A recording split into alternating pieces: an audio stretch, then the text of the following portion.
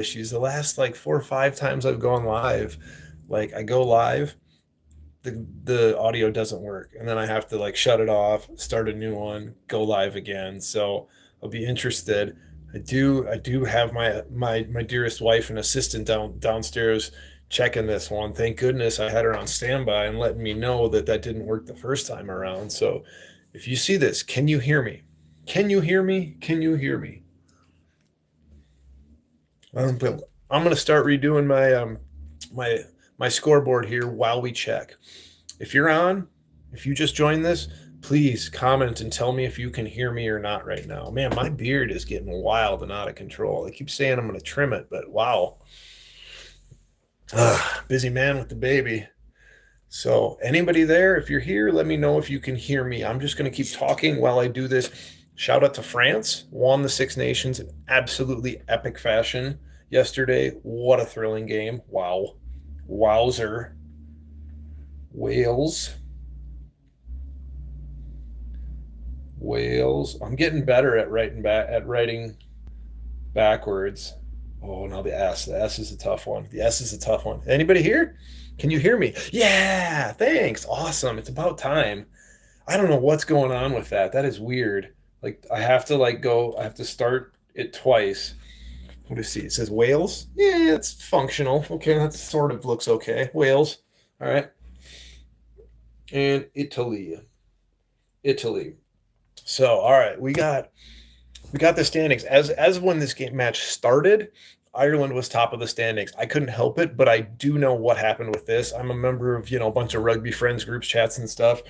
I accidentally found out what happened in this one, so bummer to that. But I'm gutted to see the Six Nations go. I've enjoyed this more than I've ever enjoyed the Six Nations. I think actually doing these kind of helps a little. So they're showing the odds before this game. Italy was only just a slight favorite here. With Wales being at home and everything, not shocking. And yeah, like I said, I do know what happened. I tried to avoid the result here, but I couldn't. I couldn't. I'm a member of too many group chats. I got too many friends. Like I just couldn't help but find out what it was, no matter despite my best efforts. But right now they're showing the dressing room. Teams are getting ready. This has been just an absolute blast, and I really feel like Italy. That looks backwards. It is backward. Italy. Italy. Okay. All right. Good enough. Good enough. I think. Oh no, I did that the right way. I made my Y the right way. I got to reverse that. Gracious. So we got to. I'm guessing the teams are still looking to come out right now. So we'll see how that goes. All right. They're in Cardiff. This is the last match of the Six Nations. Although France did win it again. I watched that one live and streamed that one live. This one we're just doing it the commentary. What do we got? Bro, you're popular. Must be a tough life. Oh, thanks. I don't know if I'd say that, but what's up? How you doing? Josiah Hernandez is the minister. Nice. We're watching Wales versus Italy, Six Nations. This game actually happened yesterday, but I couldn't. I got to watch the first one. So Ireland beat Scotland. They were in the lead. So at the time this game took place, Ireland were leading the Six Nations, and if England could have beaten France, they'd have been there. But as we know, like France won that in absolutely epic style. The nice thing about the fact that I know this, um, I don't know if I'd say I'm popular at this point. I think I got like 200 some subscribers, but I'm just a rugby coach who loves what I do, and this is an opportunity. I quit my full-time rugby coaching job to actually move closer to my family with my new baby and stuff. And so this is one of a few ways I'm just trying to stay connected. So instead of coaching full-time, I'm doing a little bit of coaching consulting work with a few different teams. I'm playing a little bit more, but I'm started a YouTube channel, and I'm doing commentary. So sometimes I'm just doing silly shorts and stuff. What's up? Juana Tomas Miguel? Hi there. So I'm doing like silly shorts, like about one a day. But then I'm doing some drill stuff. We've done the live commentary through the Six Nations. I took a broadcasting course, and so I'm going to be doing some broadcasting. We've got the high school season starting up here in the Midwest shortly, and so I'll be doing some live commentary for those. So this is just a great opportunity for me to get some practice of that, and I've loved it. Like my plan was, I'm going to wait till the MLR season, the Major League Rugby season starts, and then I'll start doing some live commentary on those. And then I was like, whoa, hold on. The Six Nations is about to go on. Like, I'm just going to do this. I'm just going to do it right now. I'm just going to start now. Just kind of fly blind. And so for like the first week or two, I didn't even take the broadcasting course. I had no idea what I'm doing. Shout out to Badger Kings Rugby Company. This was actually Rizzo's idea. Badger Kings, dude. He is my sponsor of this, as I like to say, helping me out in all sorts of ways. He does everything Wisconsin rugby on the internet. He's like a connector of people, and he just does great content for the rugby world. So, all right, we got the teams walking out right now. So Italy, Wales, they're walking out through the tunnel. This is in Wales, in Cardiff. Italy are 2-2 in this tournament at the time. Wales are 0-4. So no matter what, Wales are going to finish this game at the bottom of the table. But I'm not going to say what happens. I accidentally did find out what happens in this game, but I'm just excited. This is my last one of the Six Nations because I did France versus England live yesterday. Oh my goodness, what a game. Like, that was incredible. Absolutely incredible. Rizzo, what's up? Badger Kings Rugby. Yeah, my guy. That was one of the best rugby games I've ever seen. Like, it was back and forth. It was like France scored, then England scored, then France scored, then England scored, then France scored, and England got up. They were up 10 to like up by 10, like right before halftime. And then England get a penalty, like they get a card. Okay. And then it's given a penalty try to France. And so England are up by 3 at halftime, but now they're going to be down a man for the next 10 minutes. All right. And then France comes out in like the first 10 minutes of the half when England are down a man, absolutely just like running all over this. Like the whole first half, I was saying like England was doing a really good job. Like, they were blitzing them defensively. They were pressuring them a lot. France throughout this tournament have done a lot of offloading, been playing really, really wide open. And this game, they just didn't have an opportunity in the first half. And then like the start of the second half, France were just on fire, like chucking the ball around, like offloading. It was like, try. And all of a sudden it goes from, they were down by 10 right before halftime to like, oh, they got that penalty try right before. So they're down by 3 to all of a sudden, like, they were in control of the game. They were up by, I think they were up by more than 10. All right. And then England claws their way back into the game. And then it gets close. And then England go up with just a couple minutes left, like go up by 1. It was just incredible. And then England kicks the ball away late. Like, they received the kickoff after they just went up. And instead of they probably could have just slow played it and just tried to run the clock out. And instead what they did, we got the anthems going right now. So Italy's singing the anthem right now. Instead of like slow playing it, just let the clock be their friend and then kick it out. They kick it back. France is attacking. England make a steal. All right. And then Henry Pollock, who's like the golden boy of English rugby right now, makes a steal. And he just like goes to chuck it instead of like the game is won. If he just like takes the ball to the ground, they present it, they win the ruck. They're good. They're done. They win the Six Nations. Instead, he makes a steal. He runs a little, and as he's getting tackled, he goes and he chucks it, and he tries to offload it, throws it forward. Now it's a knock-on advantage. France have the ball back. They play out the knock advantage. They gain advantage. Like, they keep the ball, and then eventually England get called for a high tackle, and France get the kick. So it's like 2 minutes into stoppage time at the end of the match. France are down by 2. Now they've got a penalty from like, I don't know, he's like 42, 43 meters out. Tomas Ramos, like the best kicker in world rugby from a tee, slots it like to win, like winning. He won the game, but he also won like the whole championship. Like, France won the entire tournament on a kick 2 minutes into stoppage time. It was Keely, what's up, dude? I've been wondering where you been. I haven't seen you the last few streams, man. Good to see you again. Hey, I'm just getting to this Wales versus Italy game. I tried to not find out the result, but then I'm like in way too many rugby group chats, so I found the result out. But good on y'all. It was y'all needed that. And like these last 2 games, like even the third game, the first 2 games of the tournament, like Wales were just, it seemed like in shambles. But yeah, I know, I found out. But like you guys needed this W. I've been pumping Italy kind of like since before the tournament and everything, but like I really wanted to see Wales win this game, and I'm really excited. So I haven't watched it though, so I know what happened, and I know they get the dub, but I did not actually watch it, so I'm excited. So right now we got Wales anthem going on, so this should kick off here in about 2-3 minutes. But no, I'm hyped, man. That England France game though, I was just talking about that. Like, oh my goodness, like everything you could want in a rugby game, like high scoring, back and forth, lead changes. You think France have it in the bag, and then England come, and then like they get the lead by this much. Like Freeman scored, I think it was Freeman scored the go-ahead try. I mean, it's under the stick, so the conversion actually made it go ahead. But scores the try.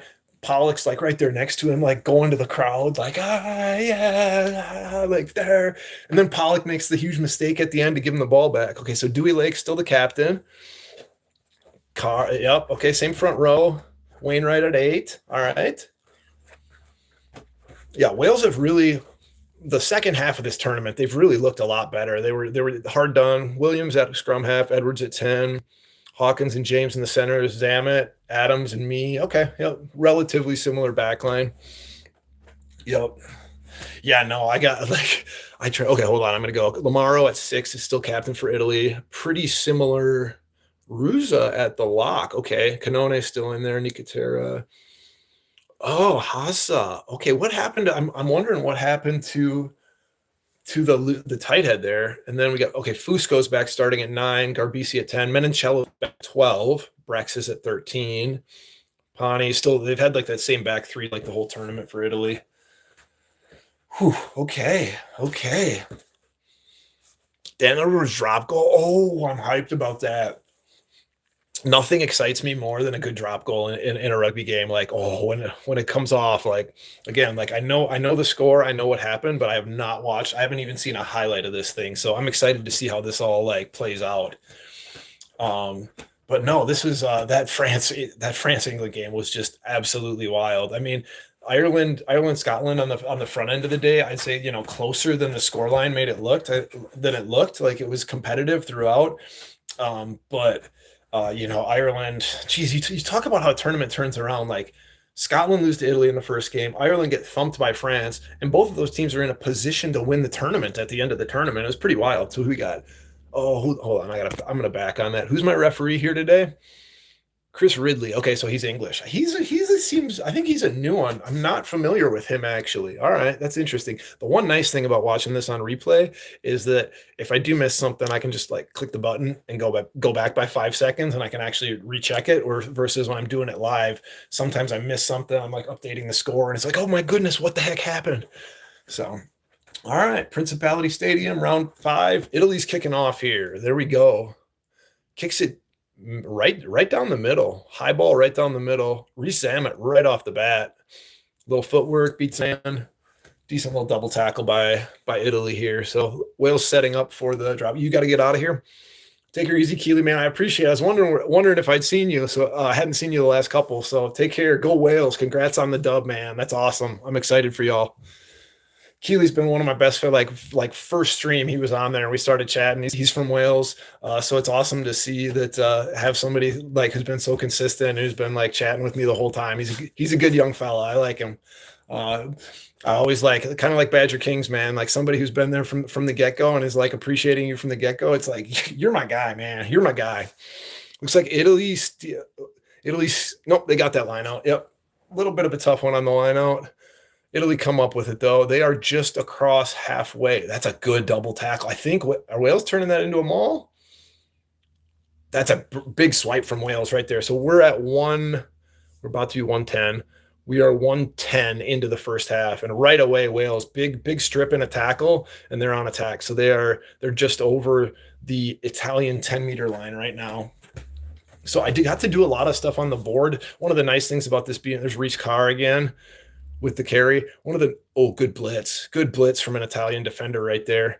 1:30 on the clock. One of the nice things about the replay too, and the fact that despite my best efforts, I ended up finding out the result of this is I can probably do some more stuff with the whiteboard as well. There's a lot of stuff I noticed about the Irish attack yesterday, and then also what England were doing defensively, especially against Jalibert, the 10 for France. They were putting a weird little blitz on him, it looked like, and it was most like on one hand the first try for France, it gave him like a gap to put like a left-footed grubber through, and like BLBRE got four tries on the day, but at the same time you could see throughout the tournament France have done a really good job in that like 13-15 channel, and I noticed the fact that with that blitz they were so they're leaving this gap that can be kicked through, and if the timing on the grubber's right, it can, France could take advantage of it. But the flip side of it is it was doing so Italy kicks. I think you got Josh Adams bringing this back. Good, relatively direct. He goes infield, but he's also pretty direct with that counter to that kick. The flip side was they weren't allowing France to have that space and those little like blockers lines and loops, that like little loopy blockers lines they were doing in that 13-15 channel. They were not, that blitz was really doing a good job of preventing that. Like I honestly, I don't often say this, but I actually felt bad for England after that game. I think, the card against Ellis Genge killed them. That's like a 21-point swing. I can see why the card was made. There's a lot of controversy about it. All right, we're just 3:05 in right now. Wales are attacking. Italy just tried to, yeah, Italy held them up. That was a great choke tackle from Italy. They choke tackle, they turned it into a maul, held it up. We got a scrum to Italy now. There's been some controversy, like should that have been a penalty try? Should that have been a card? It was clear that the French maul was about to just like they changed the point of attack of the maul, and it was pretty clear that they were like, I mean, they were two momentum and they were about 2-3 meters away, and Genge just absolutely just tackles the guy, and then Pollock even kind of comes in and tackles too. I think it was the right call, and I think in that case, if you're going to call a penalty right there at the try line, you're going to give a penalty try, you have to give a card. So it's a tough call, and I mean, England win that game if that card doesn't happen / penalty try. Or also, I feel bad for him, Finn Smith. He missed a handful. I think he missed at least 3 different like kind of longer touchline conversions earlier in the game. Tomas Ramos, perfect from the tee the entire game, and then makes the match winning penalty. So shows you the difference a kicker makes. You think Finn Smith makes at least, if you go by the margins, he makes one more conversion, and that was a tie. That's a tie that finishes as a tie. He makes 2 more, and that also changes like kind of the outlook of the match, like where the margins are as the match goes on, and it changes how teams play as it goes on. Now, instead of France just needing to play for a penalty at the end, okay, maybe they have to play for a try at the end.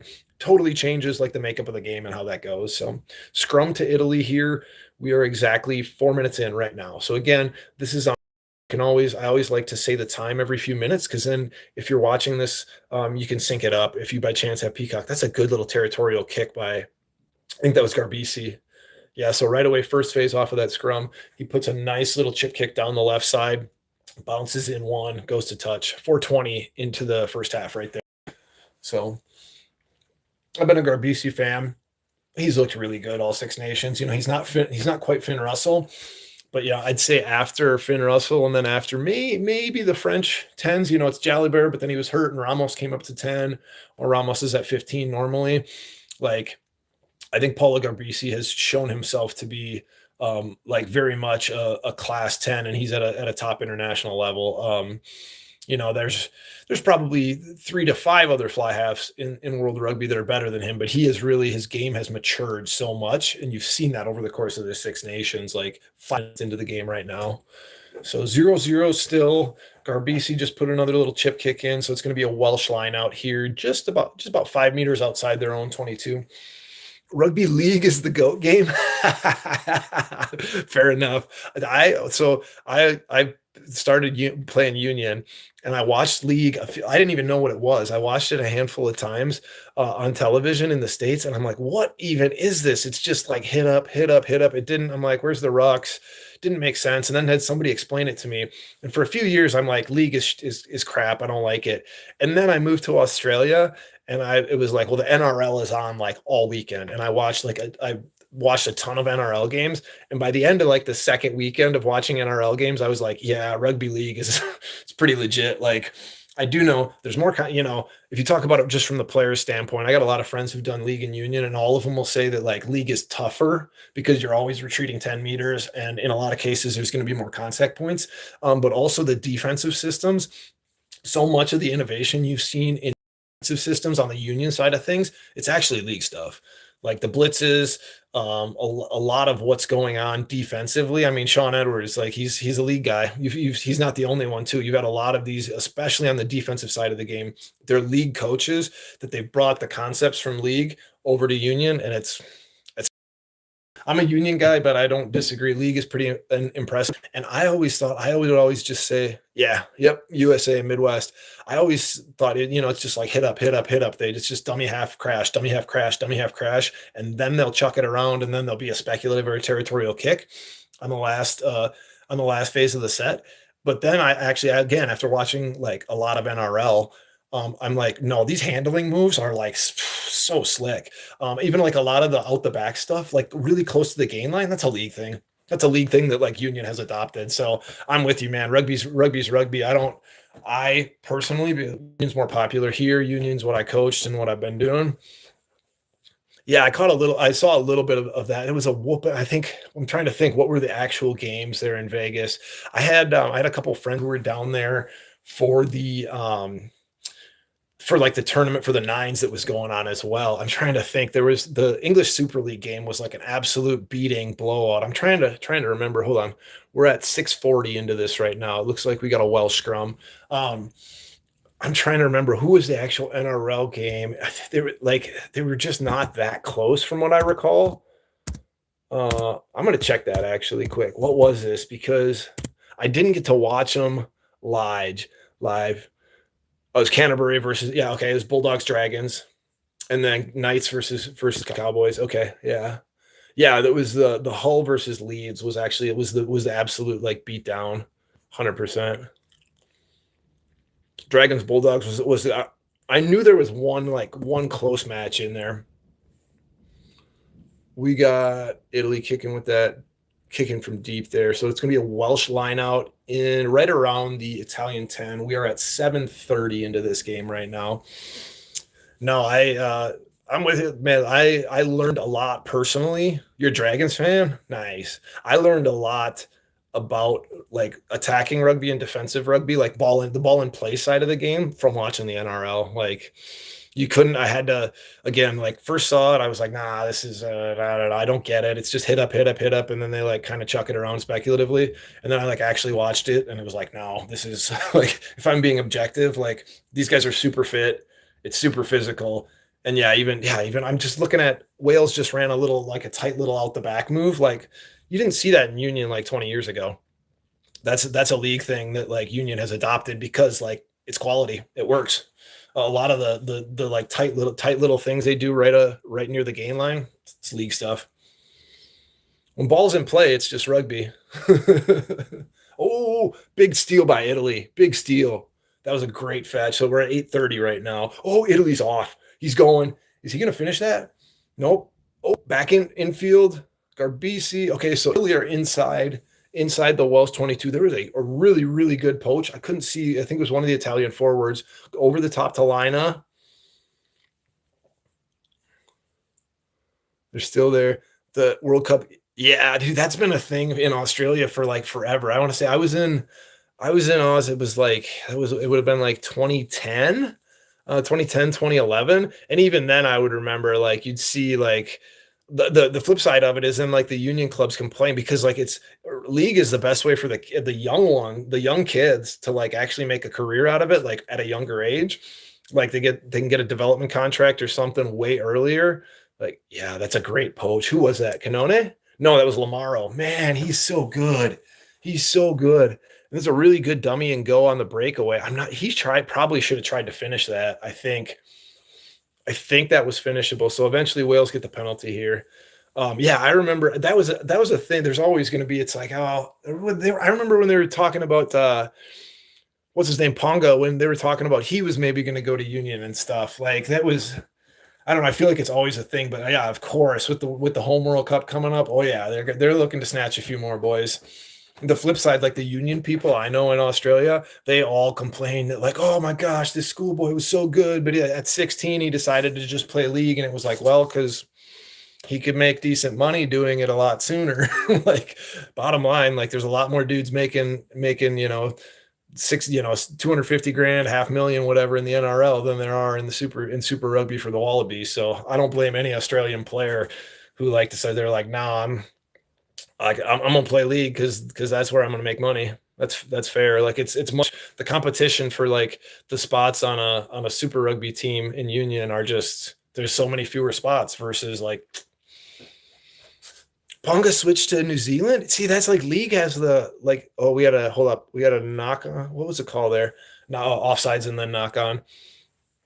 Yeah, the All Blacks. If you're New Zealand qualified and you think you can get that black jersey, Yeah, no, that makes sense. I get it. I get it. But league is like much more unions. Okay, so we got Italy going to take the penalty here. So this is probably going to be first points. 11 minutes into this game, Italy have a penalty. We had a knock on, and then me was like, yeah, he was offsides, and he grabbed the ball. That's silly. That's that silly thing where it's like a knock on, and all of a sudden you grab the ball, but you were offsides. So Garbisi kicking.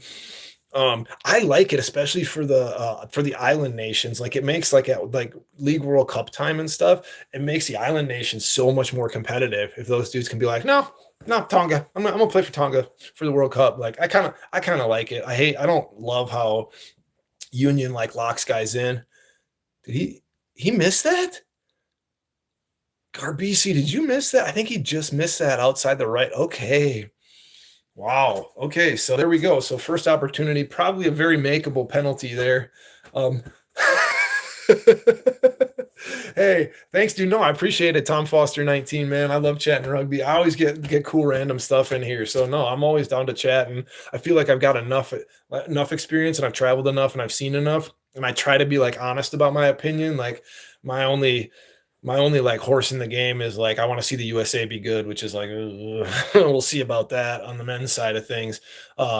So yeah, I try to be honest about it, but no, once I actually watched some league and like really looked at it and what I was seeing out on the field, I was like, yeah, this is pretty legit. Thanks, dude. Appreciate the sub. All right, so Italy are attacking here. We're at 12:30 into the first half. 12:30 into the first half. Italy are attacking just inside the Welsh 10-meter line. We're seeing a lot of good breakdown work here so far in this game. Italy had the first real scoring opportunity. We haven't seen any possession. We've been inside the 22, but nobody's really gotten close to a try line yet. Couple of really good poaches from either team. There's Garbisi keeps looking for these like mid-range like cross kicks. Just put another one in. That was well handled by me. Then he moves it infield to Reece Samet, who just, oh man, what a boom. That's a phenomenal. Oh, tough bounce though. Stays in. Ooh. I think he's got it. I think that's more breakdown work. Yep. Was that me again? That was a fantastic spell. So Garbisi keeps putting these little like mid-range chip kicks in. And it was a good one. Me handled it, moves it infield to Reece Samet, who like cranks it downfield. Reece Samet like just barely chases his own kick, just trips up the Italian scrum half Fusco, and then me comes and cleans up the tackle and just does a just killer job of like of release and hands on the ball. So here we go. Wales are going to have a shot here. This should be a line out inside the 22 here. Yep. So Wales are going to have a line out here about 15 meters away from the Italian line. So this is one of the first real opportunities, other than the missed penalty from Garbisi, one of our first opportunities for real points in this one. Oh, I think it's time. I think it's time for a spotted cow. Spotted cow, only in Wisconsin. What do we got? 5-man line out from the Welsh. They go +1, so they're showing them all. When I say +1, I mean they've got a forward in that scrum half position, which generally means they're looking to maul that. Oh, great. Wainwright. Oh, big first try. Oh, I want to see the replay on this. That was a great like couple phase burst from Wales off of that line out. That's huge. Oh, that's a good one. Yeah, that's tough. The Italian players are not looking happy, and understandably, like that is not great.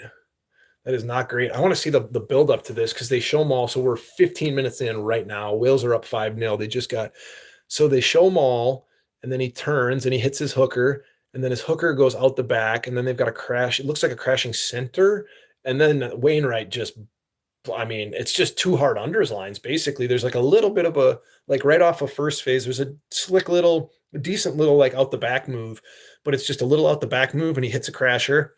And then the next line, you just got Wainwright coming hot. Same thing, like a crashing unders line. That's well done. The referee is saying he's like not taking the kick from the mark. Oh, wow. Good start. Again, I know what happens. That's right, referee. Yep, slots it. Okay, 7-0 Wales. We finally get this scoreboard moving here behind me. All right. So we could probably that's Wainwright just runs through the hooker. That it speaks to the importance of making sure that you stop momentum when we're tackling somebody. So we got Wales at 7, Italy at 0. We are 15:50 into this first half. All right. We could probably talk about this. So the thing I was talking about yesterday was how many options, like you're seeing it from Ireland, and you see it a lot with France too, how oftentimes off of like a first receiver, they've got like 4 or 5 options, and how effective that is at holding that midfield defense. But then the flip side of it is, and you saw with Ollie Chessum when he picked that one and go, if you're going to go wide pass to a first receiver and then wide pass on the second one, you're leaving yourself vulnerable to a pickoff, right around in here. If it's long pass and then a short one, you're okay. If it's long pass and long pass, first long pass, defense, take a bunch of space. Second long pass, defense, take all the space. And if you make the read right, like Ollie Chessum did for England yesterday, like you can pick that and go, take it all the way. Okay, high ball from Italy. Reece Zammit knocks it backwards. All right, what do we got? Edwards, good footwork.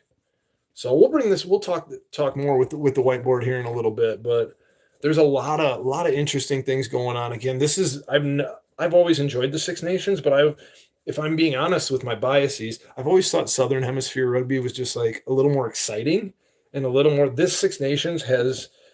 I've heard my entire rugby career, oh, it's the best rugby tournament in the world, blah blah blah blah blah.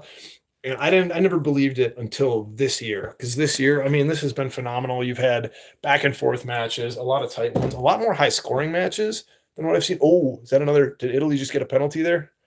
Yeah, Brax, the 13 for Italy. That was really well done. I can show that scoring play for Wales. I think I've got that. So they show like maul here, like they've got a maul here. That's that triangle, and then they've got a few guys given options here, and you could say, like, let's say they got Wainwright and another guy out here further. So they show maul, and then this guy turns. Meanwhile, the hooker's like come around, and he pops it to the hooker, and now you've got like this guy running an unders line, but then the pass went out the back. All right. And then he runs a guy, like crashes off of him. And it's just a great way to get gain line immediately. So think about this. You're turning defenders around as this is happening. So so he comes around and this pop happens. Now all of a sudden defenders turn in. All right. Now the ball goes out the back. So somebody's got to sit. In Italy, they're going for a maul. We're at 18-20. They got a maul inside the Welsh 22 right now. You're turning defenders. So somebody's got to commit here. But now somebody's got to commit on this crasher's got to pinch in. Okay, now we're giving little gaps. It's really easy. So you're turning defenders. Now this pass goes. Okay, well, now maybe we're turning here again. Now all of a sudden, like, you're not going to have a dominant tackle from that. Like your back foot at best. And like what Wales had, really good first phase. Now all of a sudden, next phase, he just runs a really hard strike line. And like the Italian hooker was like right here, and the next guy was here. But Wainwright like got through he didn't get momentum stopped. Really, Italy are just about 3 meters out. So we're 19:05. And Italy are Garbisi loses the ball. Wales kick it. Oof, that was an opportunity that kind of went missing right there for Italy. Let's see, was there a penalty advantage there? No, the ref's saying penalty the other way. He's saying penalty to Wales. Okay. What's that? Yes, because he never held it. He only kicked the ball. Huh, interesting. But again, all of this action and this movement, you're turning defenders. Like somebody's got to commit here, somebody's got to commit on there. Okay, we see the pass go. Now all of a sudden we're turning the opposite way. And again, these lines, these are hips and shoulders. So like keeping square with our hips and shoulders, and like great strike line to get gain line. So now we're out here. And then you've got Wainwright just running a really good line, and the Italian hooker never got his momentum stopped. And really what that comes down to is that last step. And you could see it looked like he like lost his momentum a little bit, and he never fully got like his center of body mass in front of the center of body mass of Wainwright. And Wainwright just ran him over, but like deflected. It wasn't like a straight truck. He gets just like a little edge on him. He bumps him with a little sideways angle, and that sits him on his butt, and then Wainwright can tumble through, and he's got the rest of it. And that was a great finish. Oh, okay, I see what they're saying. They're saying the Italian player, he tackled the guy who kicked for Wales. That was a fair call, actually, watching the replay.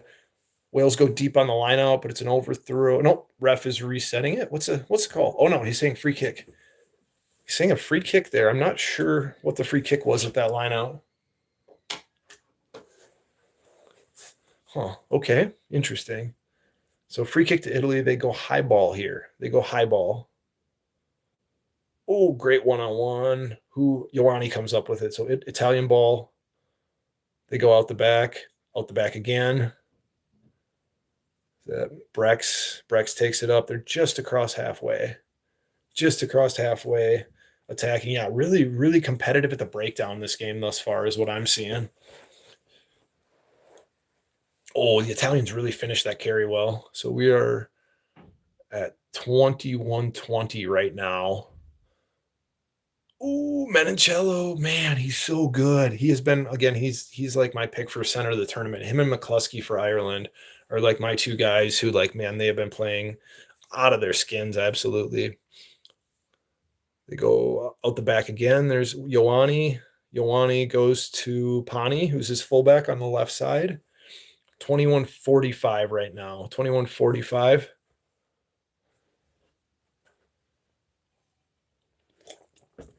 Wales pushing back a little. So, okay, now we've got Garbisi going high ball down the right side. Louis Lina with the big chase. Oh, big. Looks like he got took out in the, I think, yep, yeah. No, ref saying no. He's not saying any penalty. Lina knocked that one on. So it's going to be a scrum to Wales. Ooh, man, those high balls, it's so competitive. They turn into an absolute one-on-one situation. Yeah, really, really like what I'm seeing here so far from Wales. You know, they got the 7-0 lead. Italy have had some little chances, but again, I think Wales have just shown so much toughness around the breakdown that they've not allowed anything to be easy here. Both coaches look a little tight up there in the booth. I think this is a huge game for both of them. Steve Tandy and Wales absolutely need a W. Italy with Caseta, he's done a phenomenal job taking the Italians to the next level. This would be a huge win for them if they get the first time ever that they win 3 games in the Six Nations. So we got a scrum to Wales here. Scrum to Wales at about 30 meters away from their own line. Haven't seen any penalties at scrum time or anything thus far. Like, there's been pressure. Yep. I think he's going to call the Italian. Speak of the devil. Here we go. Not sure what the call was. I never saw a secondary signal, but Wales get the scrum penalty here. Hi there. Rival tips and tricks. What's up, Rivals Tips and Tricks? So Wales with the scrum penalty there. We are at 23-25 in the first half. Wales are kicking for touch off this penalty. Oh, he's booting that. Oh, great kick. Great kick. Bunch of territory. I think, yeah, you see the Italian loose head kind of loses. Yeah, that's going to be a driving in at the side, I bet. What I could see was the Italian loose head kind of dropped. He went to his knees, but then he got back up, but then he takes like a hard angle on his drive. I never saw a secondary signal from the referee, but I think that was an angle drive there. So yeah, Italy have given up 4 penalties, Wales 2. We are at 24 minutes. Wales just win their line out. And big crash ball right away off to huge dominant tackle from the Italians right there. Yep.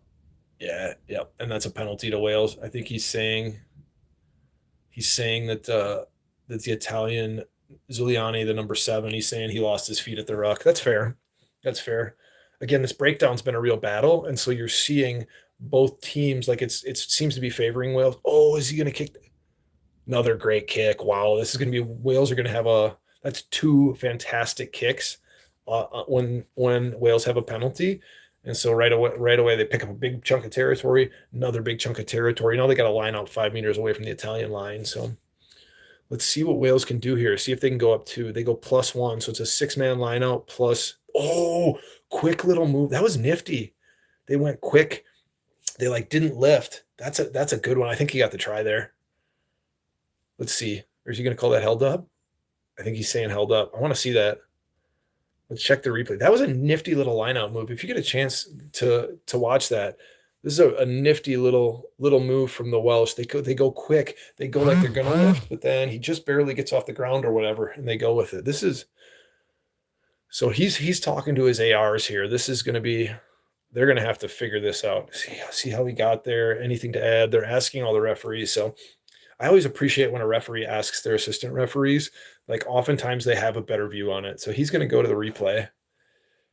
Clock is stopped at 25:03 right now. It's quite a bit. Look out there, Matt Carley. Cross. Checking is the setup. If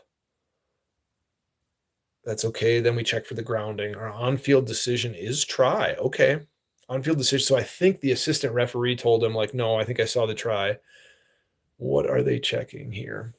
So nifty. Yeah, they never lift.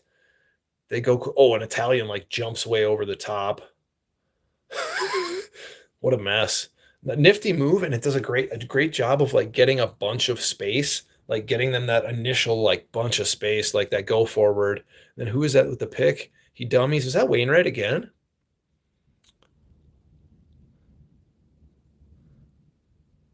Yeah, that's Wainwright again. I'm not sure. Can you see? Yeah, he's got that.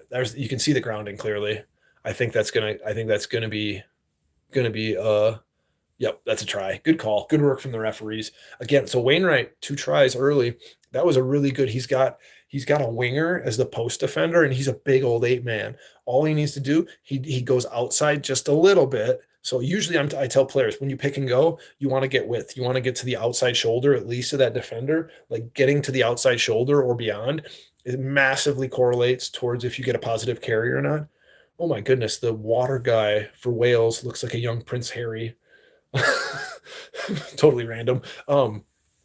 Kick from about the 5. But in that case, Wainwright, all he's got to do is get 1 meter, and he puts it through. Good kick. Really good kick. Dan Edwards. All he needs to do, he's got a smaller guy in front of him as the post defender. If he can just get him off balance and create a little gap, and that's exactly what he does here.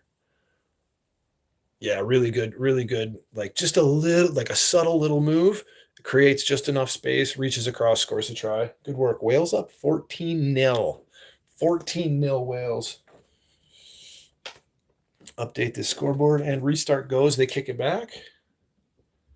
Is that staying in? Nope, that goes to touch. So we are at 26-15 into the first half. Again, if you're watching this, I'm watching this in the replay on Peacock. If you were doing the same, I always, every few minutes, I try and say what time it is so you could sync that up. So 14, this is backwards 4s are a little bit challenging for me sometimes. 14?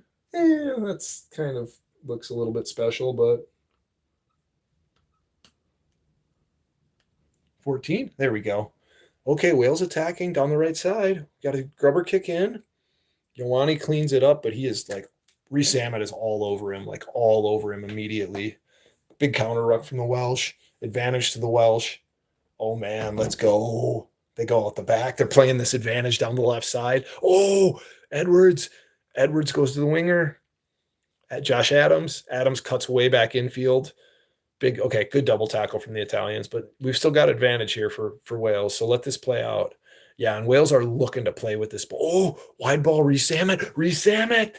He's got really good footwork. Man, such quick feet. Such quick feet.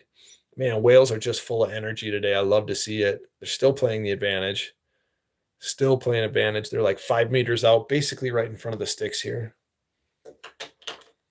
Oh, the wide pass. Okay, knocked on. So we're gonna come back for the penalty here then. Coming back for the penalty.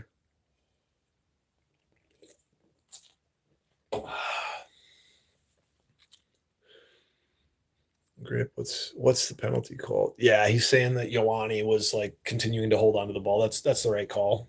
It's a holding on. That's a good call. Phenomenal chase down from the Welsh, and like a dominant tackle, and then you follow that up with like a dominant counter ruck. A lot of times you see this at the professional and international levels, and the stats will bear this out. And Wales kick it into the corner. All right, they're going to have another line out 5 meters away from the line. You'll see the stats bear this out, that when on a big territorial kick and you back a team up a lot, bringing significant pressure at that next ruck is a very high percentage thing.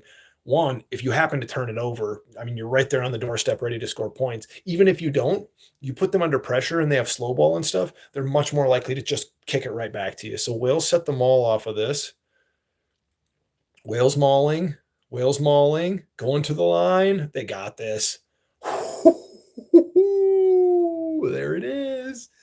There it is. Dewey Lake. Captain Dewey Lake, the hooker, falls in for the third Welsh try. Man, Wales got him. They got him right now. The Italians look shell shocked. We were 29 minutes in. Wales just scored their third try. Whew. Wales rugby, man. Oh, I'm hoping they're back. I'm hoping World Rugby is better if Wales is good. I will say that. This is a great maul from Wales. If you get a chance to watch this never even pivots much. They just stay square and just absolutely bowl through the Italians. Absolutely phenomenal maul from Wales. Replay that one if you can. If you get a chance to watch the replay of this, if you're a young player and you want to see what a good, well-constructed maul looks like, look at this third try for Wales. That's phenomenal stuff from the Welsh. And Edwards slots the conversion. So we are 29 minutes, 45 seconds in, and Wales are up 21-0. 21-0 to the Welsh. Italy, slight favorites in this game, are absolutely getting smacked. Like, Wales have really taken control of this the last 15 minutes or so of the game. You know, the Italians had the first opportunity at points, and Garbisi missed the penalty kick, and it's been pretty much all Wales since then. Like, it's been all Wales since that missed penalty. Italy hasn't really had a quality scoring opportunity since then, and Wales are just pouring it on, absolutely. Whew. All right. Restart goes. I can't tell if he's like right at the 22. He's not sure if they're behind or in front of it. I think they're just behind the 22. All right, Tomas Williams bangs that downfield. Looks like Italy goes quick with it. Italy are right back up towards midfield here. Let's see what they do with it, man. Wales are, this is so good. I love to see Welsh rugby like back at it. I've been saying it here for a couple weeks too, that like, hey, the Wales, like, I think they bottomed. I think they bottomed like those first two games of this Six Nations, and you've seen much improved performances. You know, they were super unlucky to lose to Scotland, and right now they are smoking the Italians. So I do know what the score ends up being. Yes, you can hear me. Thank you. Good. I know what the scoreline ends up for this one, but I didn't know how it happened, and I had no idea that Wales just jumps on them like this immediately. So we got the Welsh are just keeping the score. Oh, Ioane, good little play from Ioane. One step. He just doesn't have his ruckers. Yeah, holding on penalty. So we're at 31-30, and he just gets penalty. That's poor from the Italians. I mean, I think they're completely shell-shocked and just look like they have no idea what's going on right now. So backwards twos are a tough one. 21, yep. Got it. Tough angle on this kick. It looks like he goes with the banana kick right there. That's a fun one to do. I see this too, especially I think a lot of Americans that don't grow up kicking a ball. They all want to kick a rugby ball like that, like on the side like this. I tell them, like, you should learn how to kick a rugby ball. Like, go like here, okay? If I hit the rugby ball right there with my foot, wherever this tip is pointed is where it's going to go. So in that case, like the banana kick, if you put it a little bit like that, like a little forward and a little to the side, you can kick this and like aim it even in field, and it's going to spin this way, and it's going to end up going that way. Do I watch any other sports? Yeah, not on here though. I grew up as a basketball player, like basketball, football, baseball before I picked up rugby. I don't watch anything else on the YouTube channel. I watch a little bit of this and that. I mean, I watch some rugby league now and then. Definitely, it's basketball season, so I watch basketball. I got a brother-in-law who was a professional baseball player, so I still watch a little bit of that. The Green Bay Packers, though, NFL. Yeah, soccer. I'm a Nottingham Forest fan in the Prem League, actually. Honestly, I probably watch more soccer than anything after rugby. Very random that I'm a Nottingham Forest fan, but they got a tie versus Fulham here this morning, which they get the point. They could really use a win. They're just barely out of the relegation zone. I don't know. The Champions League is super fun.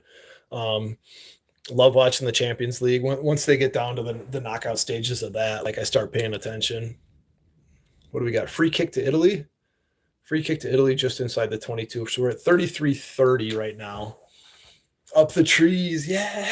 It's been a tough season for Forest, but hopefully the main thing is that they stay out of relegation. Like, they've had four managers in one season, and they still got like 10. I mean, they got almost 10 matches left in the Prem, like 7 or 8. At least they're still in the Europa Cup. I think they're down 1-0 on the home and away to, I think it's like an Icelandic team. So yeah, I've had a few people on here ask me who I think is going to win the Champions League.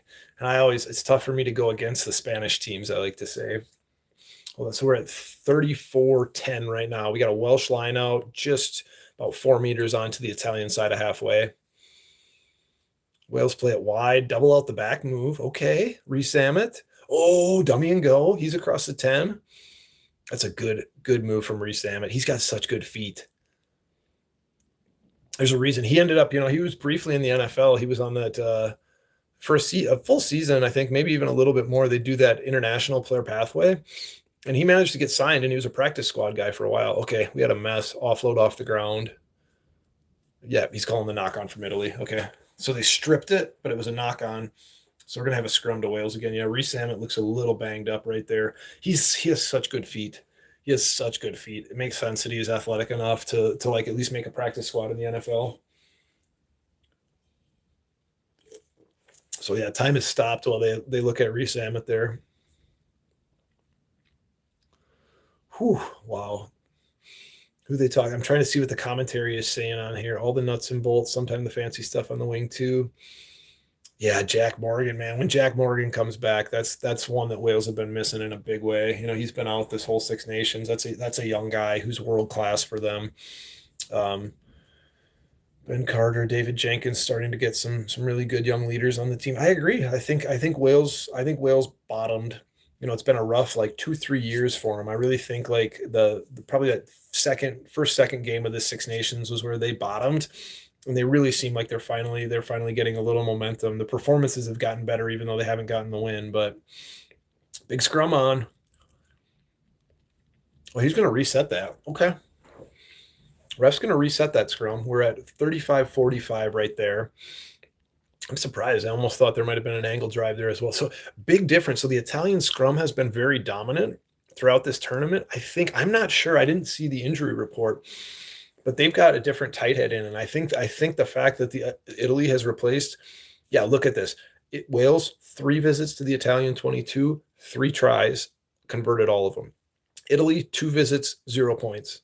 That efficiency, once you're in the 22, is like, it's just about everything in rugby. You see it over and over. Teams that can consistently get points and have a high strike rate once they're in the opposition 22 makes a massive difference. Absolutely massive difference. You need to turn that territorial pressure into points. And Wales have done that marvelously so far in this game, and Italy have not. Hence the 21-0 scoreline. Ooh. Knock on by Wales. Lina kicks that downfield. They tried just a tight little crash line right at the gain line, and the player who received it just knocked it on. And then Josh Adams kicks that to touch down the right side. So it looks like Italy are going to have a line out in the Welsh half, but 37 minutes into the first half here. Nice thing about watching this on replay is we can fast forward through the halftime. Yeah, decent kick from Josh Adams. All right, yeah. Man, Wales are all over them. The energy you're seeing from this Welsh team, they're back on the rise. I'm glad to see this. I'm really glad to see. Oh, I think we got an injury. Hold on. Is that a front row? Who's off? That's going to be tight head replacement, I think. Yeah, I think the starting tight head, maybe a shoulder. He's holding it. Yeah, Tomas Francis is off. Archie Griffin is on. So Tomas Francis, the starting tight head for Wales, just came off with an injury. Clock is stopped at 37:15. So that's our first substitution of the match right there. Wales looks like they're going 5-man line out. Or no, that's defensive. Sorry, it's an Italian line out. My mistake. Italy are going 5. They're going +1. You see, just completely blows that. The jumper just dropped that. I think that looked like it was a good throw, and the jumper just dropped it. So the ball is to Wales. They hit it up. They take it down the left wing across halfway. Italy bring the pressure on the ruck. Yeah, Wales didn't have a scrum half ready to go. They do a good job cleaning that up. Wainwright picks and goes and chip kicks it a little bit. Okay, back to Italy. Are Italy going to counter this? Yes. He's going to take that up. Oh, I think that's good breakdown work from the Welsh. Woohoo! Reese Carr, number one. He's been my loose head of the tournament, man. He scored one of the all-time great prop tries last week. And man, he has been absolutely lights out. He scrummed well. He scored multiple tries. Some of like close to the goal line. He's also had that big open space one. That was great breakdown work from him right there, man. That young fella is playing great rugby. I hope I say his name right. It's Carre. Like if he was French, I'd say different, but I'm just gonna say Reese Carr. Wales are not going to take the points here. They're going to kick to touch. This looks like a very kickable penalty. I mean, it's 40 meters out and just off of the right post. Man, they smell blood. They want to put this away. Yeah, textbook. I'm just looking at the replay, and Reese Carr, he's like the second time, he like finishes the tackle immediately, like hands free, immediately to the ball. Like that is textbook. Young players, watch that play. That's great breakdown work from the loose head prop for Wales. So Wales looks like they're going to have one more. And yeah, they're showing the turnovers won. Wales have won 6 turnovers. Italy have won 4. There's been good competition at the breakdown throughout, but Wales have the edge there. First phase, little crash through the centers. Hits a forward. I think that's Wainwright again. So Wales are inside the Italian 22 here. Well, it looks like we got a maul.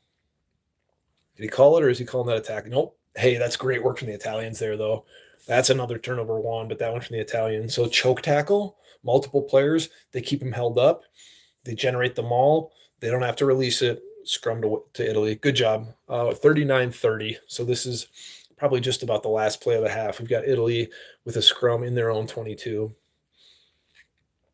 They tried a little tricky inside move to Botham.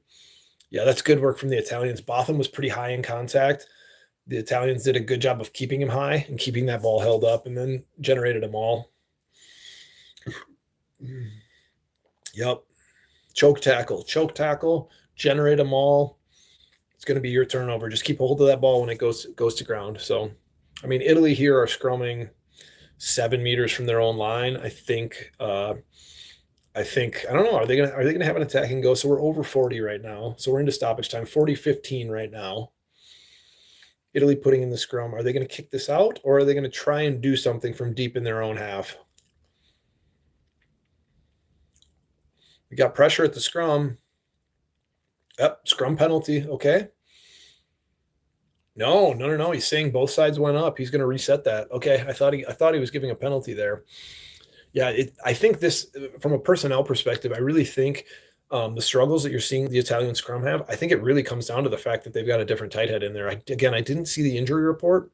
So the starting tight head who's been dominant for Italy throughout this tournament, I think the fact that he's out and they're down to their second choice man, I mean, it makes a huge difference. The anchor of the scrum is the tight head. And the fact that the Italian tight head has been dominant all tournament, but he's not in there, all of a sudden you're seeing the Italian scrum. If your tight head is weak, you can't really have a dominant scrum. It doesn't matter how good the other 7 players are. If your tight head's struggling and he's under pressure, That's your anchor man. Yeah, they're going to kick that out. Yep. Okay. So at the break, Wales 21, Italy 0. Wow. What a performance from Wales. Again, a couple things I'd like to highlight. The breakdown work. Been absolutely phenomenal. Yeah, Wales have set the platform here for a big win. First Six Nations win in a long time for the Welsh. You got Dewey Lake there talking to the assistant referee. Looks tired. Yeah, he does look tired. Man, what a performance for Wales. So I'm going to fast forward through this. We're going to get right to the second half. When I do these live, a lot of times we can do more breakdown stuff on the whiteboard. But I think for the most part, we're just going to get to the second half here. So they're going to force me. Peacock's going to force me to watch some ads. Okay, I can't even fast forward until I watch the ads. So, all right, I'll talk for another minute and a half. I want to talk those blockers lines again. Because I had a good chat there earlier about rugby league and some of the things from rugby league that have come over to Union recently. The really tight blockers lines around the gain line, I think, are a thing that you saw in league first. And I think that Union has adopted them in the last 10 years. You're seeing a lot more of them. We used to always see those blockers lines like in wide backline channels. And now you're seeing them a lot tighter to the gain line. which I think is, I mean, it's a good thing. The thing of it is there's pressure because you're so close to the gain line. The decision has to be right. But the flip side of it is if the decision's right and the lines are really precise, it's a line break, or it's at least a positive carry no matter what you do it. So let's say we've got the ruck here. All right, so here's our offsides line. We got our defenders. All right, we'll go X's are attacking. Now, what we used to see this would come deep, and then they run this blockers line here. And then this guy's, a lot of times it's going to go out the back, and he's still got there, like there's still a lot of time and it's going to require footwork. What we're seeing more of is this is closer to the line before they run this action, or you're even seeing forwards run this. So you could do the same thing where, let's say we've got a couple forwards here. All right. And these guys could run a little blockers action. They could run these unders lines and be an option. They're holding these defenders now, and now he can take this out the back here. All right. Now let's think about this. Now this pass goes here. He's closer to the gain line. The defense has advanced, but okay, these defenders are cooked. They're out of the play now because they've been held early. They've come on up. So now we've got this little action here. Now he's running this unders line. He can fix that defender. All right. And now he's running, and we're just seeing these passes coming much closer to the gain line than we used to. So these are minute decisions. So if these lines are well run, what he's looking to do here as this defender advances, if he can just get that defender to advance and turn his shoulders in, like as this man runs that unders line right here, they should be switching, but that's a really tough line to defend and to on the fly make that decision. All of a sudden, if he has to pinch in and he turns his shoulders in, all right, now this pass goes right here. Now we're off to the races. At minimum, he's to the outside shoulder.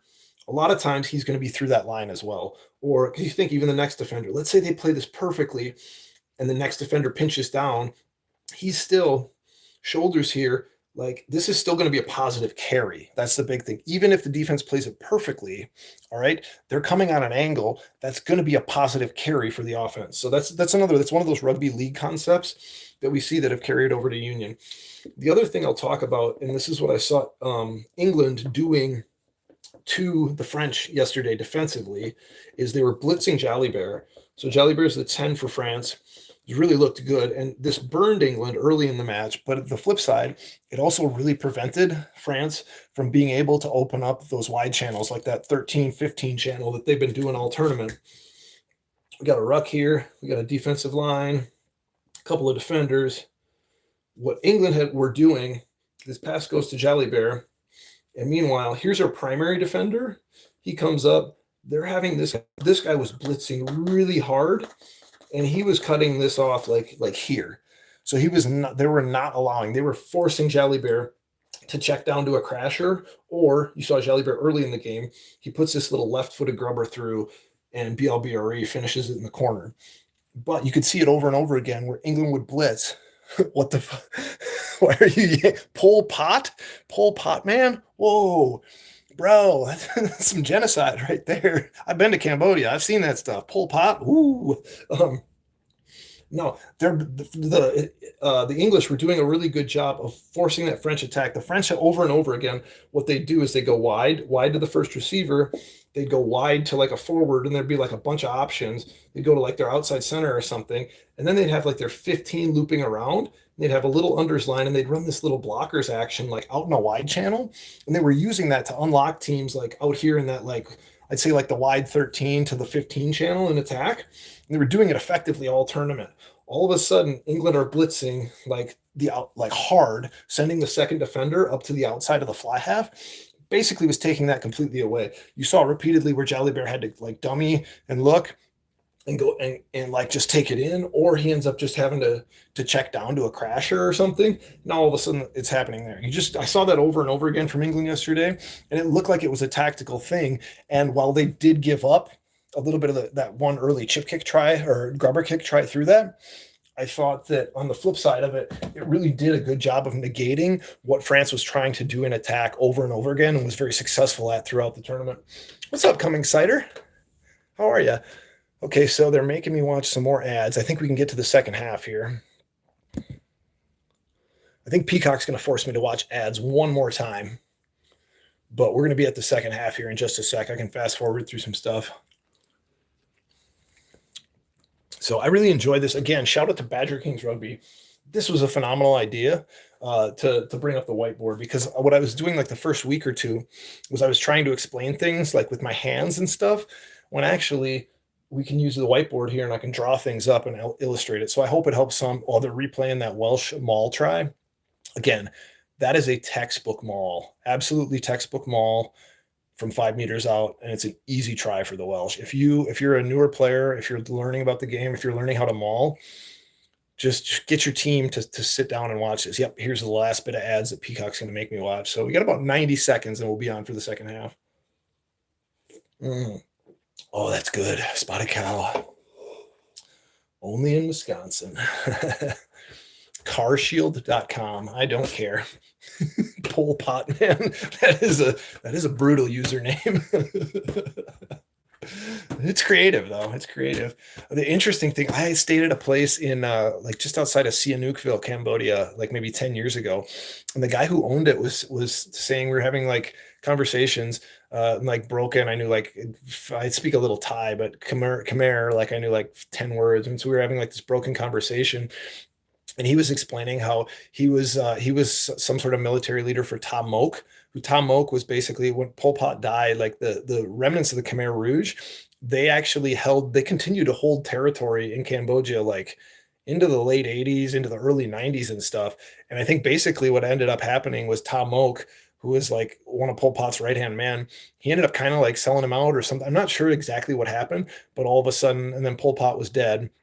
And then the remnants of the Khmer Rouge continued to hold this like some territory in Cambodia. And this guy was telling me how it's like, oh yeah, Tom Oak, he was my boss.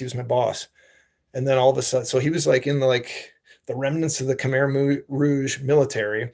And then they get absorbed into the Cambodian military. And then all of a sudden, this guy has this beautiful stretch of beachfront property where he gets to open a resort. It was very interesting, very interesting. Patronage systems throughout the world. You'll see those. So, okay, I think we're coming back. They just finished the ads. They're showing the Principality Stadium again. Let's see if we can get back to the rugby. No, they're still in the dressing room. I'm fast forwarding through this. We don't need to see them in the dressing room too much. Let's get back. Okay, the Italians are running back onto the field. We're going to get back after it. Let's see where we go from here. I'll play with my rugby ball. I've got a bunch of shorts on my channel where it's just me playing with my rugby ball in various spots.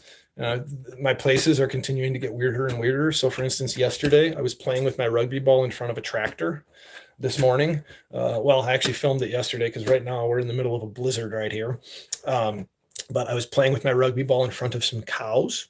So I find like silly places to play with my rugby ball. But the point of it is, the more you play with this thing, even by yourself, like I got most of my passing skills, I think being a basketball player originally, like helped with some of the handling skills and like the spatial vision. But the best thing, okay, if you say so, the best thing was just, I would just play with this ball a lot, even by myself.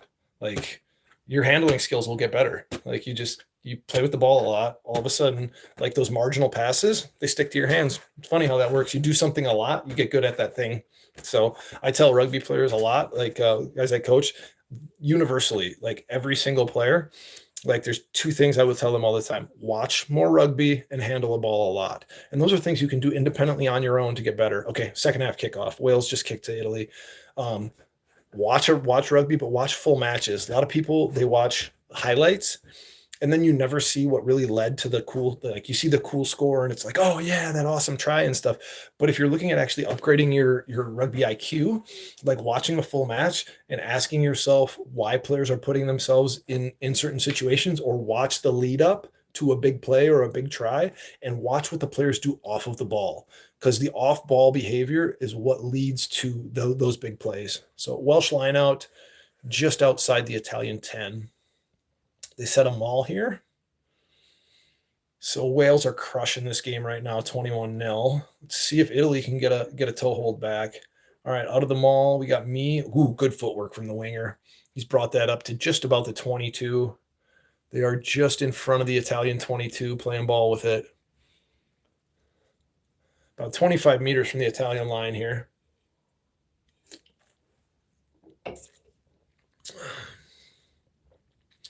Wales go out the back. Ooh, little grubber through. Well covered. Ioane picks it up. He's going to run that back. Good clean out by the Italians. So we are at 41-25 right now. Again, I always like to say like what point in the game we are. And like I give a timestamp, 41:30 right now. So then if you're watching the replay like I am, you can sync it up. So this is on Peacock here in the States. It looks like Italy are setting up for a box kick at their own 5-meter line. I think he's kicking that to touch. Nope. Keeps that infield. Okay, Reese Sammet has it. Reese Sammet swings it across the field. Josh Adams comes back to the right. Josh Adams runs past several. Good footwork from Adams. Gets tripped up. Offloads, though. Okay, Wales are right back inside the 22. Here we go. Man, well, this is night and day compared to the first two matches of the tournament for Wales. Like, just so much more energy, and they're not making the critical errors. I remember saying this in the first couple matches. It's like you're seeing heart from Wales, and you're seeing them have like a series of good plays, but they would just make mistakes at absolutely critical times. And it's like, okay, a little bit of momentum, nope, nothing. Couldn't go anywhere. Wainwright, another good carry from him. He's got 2 tries in the first half. They go back to the right. It's an execution difference. Like the energy and the intent has always been there from Wales. I do think they're just a little bit short on talent compared to where they've been, but they're bringing these young players through and they're making progress. And you're just seeing like the confidence and the execution the Welsh have played with these last couple matches. It's night and day compared to the first 2 matches of the tournament. Absolutely night and day. Like they're not having these stupid knock-ons at key times. They're not having stupid penalties at a random time. Like when they've just gotten some territory in possession, they're like stringing the quality phases together. And just like they are right now. I mean, they're about 7-8 meters away from the Italian line right now. We are just over 3 minutes into the second half, and Wales are immediately knocking on the door again. Reese Carr with a big crash. These within the 10, they pick and go. Advantage to Wales. Oh, there it is. Dan Edwards. Oh, another try to Wales. Ooh, man, the route is on. That's a 4th try bonus point right there. Man, this is just like they're cleaning up. 43-40 right now on the clock. Wales have just scored the first try of the second half. Great use of the advantage. Great recognition by Dan Edwards. They hit him out the back, and then he sees the blitzing defender, and he sees the gap, and he just takes it. Like really good vision. He has played so well. These last couple of matches, to be honest. Yeah, like this is the really good counterattack from Josh Adams. Like he really like shifts size of the field here on this, but he picks up a bunch of meters. They've got the advantage. Edwards out the back. Yeah, like just, he doesn't even need to dummy. Garbisi blitzed like on his outside, and he just takes the inside gap. Yeah, the Italians look absolutely shell-shocked right now. Absolutely shell-shocked. And here he's looking to convert his own try from the 15 on the right side. Ooh, just sneaks it in. So 44-30. Wales are up 28-0. 28-0. Wow. Okay, we keep going. Yeah, you see Garbisi blitz. I think Edwards had a forward, like as a primary straight up defender on him, and he just cooked him. Like he just had too much, like enough space. Yeah, you could. Who is that? No, it might have been the scrum half actually. He just had a lot of space to that outside gap, and then he had Garbisi like blitzing up on his outside. We can actually draw that up. We'll update the scoreboard, but this is an absolute beating going on right now. Hooray for Wales. 28-0. 28-0. So I'm going to show that because this is a small situation that you see happen all the time in rugby. And as you get more experience, being able to recognize this defender who's blitzing you to the outside, like we talked about it already, how like the English and it kind of cut down the French attack. The flip side was the blitzer was a lot tighter to Jalibert. Yeah, the Italians have brought in a brand new front row. Kind of understandable considering how this match is going. So we're at 45-45 right now. Italy's attacking. They're just over halfway. So let's look at that. Like if we're saying this, so ball's here. So ball's like right here. We got our next guy right here. So here's our primary defender. He's up here. And what happened? The big difference is, so what England were doing, let's say if this is England, here's a primary, here's the next one, they're pinching down. So these defenders have pinched this way. And so this man, he is just outright blitzing right here. And he's cutting this attack off and forcing them to stay narrow or cut it up. And this guy has come up. And so he's come to this guy. All right. What instead happened, just happened on that try for Wales, what you saw, that would be like this blitzing defender, they stay with the one-on-one matchup, okay? So this blitzing defender here, he's blitzing up like just right here, and he gets like probably late, and now all of a sudden, like this is a lot more space. Wales kick it through, Italy touches that down, so that's going to be a dropout, I think. So this blitz, like if he blitzes to here, and he knows this guy, we're good here, and like no problem at all. You're putting massive pressure on this guy. You're really narrowing up their attack. Instead, Garbisi blitzes to his man. I think probably anticipating the pass is going to go or something. That's a good kick from Wayne. Just a little too far. Yeah, just a little. I think he wanted to get a little more angle on that kick. We're at 47-20 right now. Instead, Garbisi gets here, and now like there's acres of space right here. All he's got to do is use his footwork to just get around his defender, and that's exactly what Edwards does, and that's an easy try for Wales. So yeah, recognize if he blitzes and he takes space away and he can't use footwork, it's a good blitz as long as like everyone pinches in and it's a cohesive blitz. If it's just a one-man blitz, Edwards with a drop goal.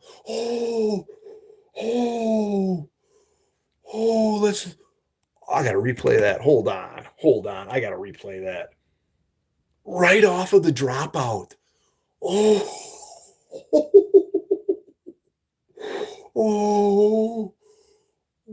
He's like, let's go. Yeah. That's pretty. The Italian players look dejected. Oh my goodness.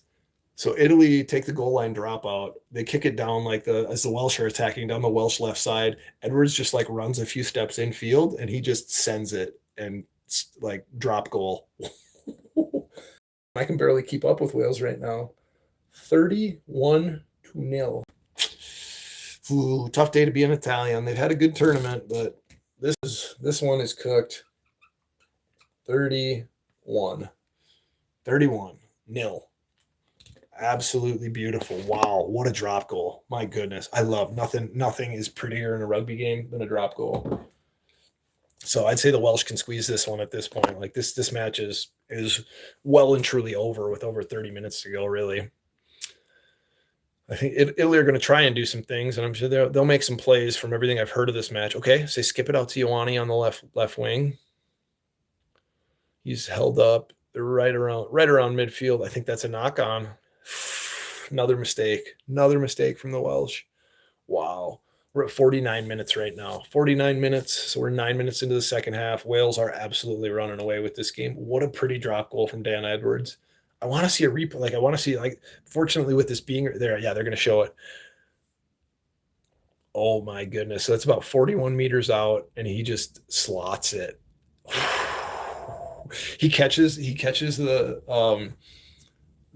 goal line dropout like just outside the 15 and he runs a few steps like just to the inside of the 15-meter line and just like 41 meters out and just bangs it right through. What a freaking drop goal. Wow. That's beautiful. Absolutely beautiful. Italy have missed 27 tackles. They've made 101. They've missed 27. So that's almost like close to a 30% missed tackle rate. You can't win rugby games. You miss that high of a percentage of tackles. Okay, we're going to have a reset scrum. So we are 50 minutes in right now. 5-0, 50 minutes in. It looks like they brought Dewey Lake off already. Like they're already like, man, what a good day to be a Welsh rugby player and a rugby fan. Oh, I knew it. I knew they were on the way back up. I knew they'd bottomed out. All right, so Welsh scrum, midfield, right side. They're kind of like right between the 5 and the 15-meter line. Let's see.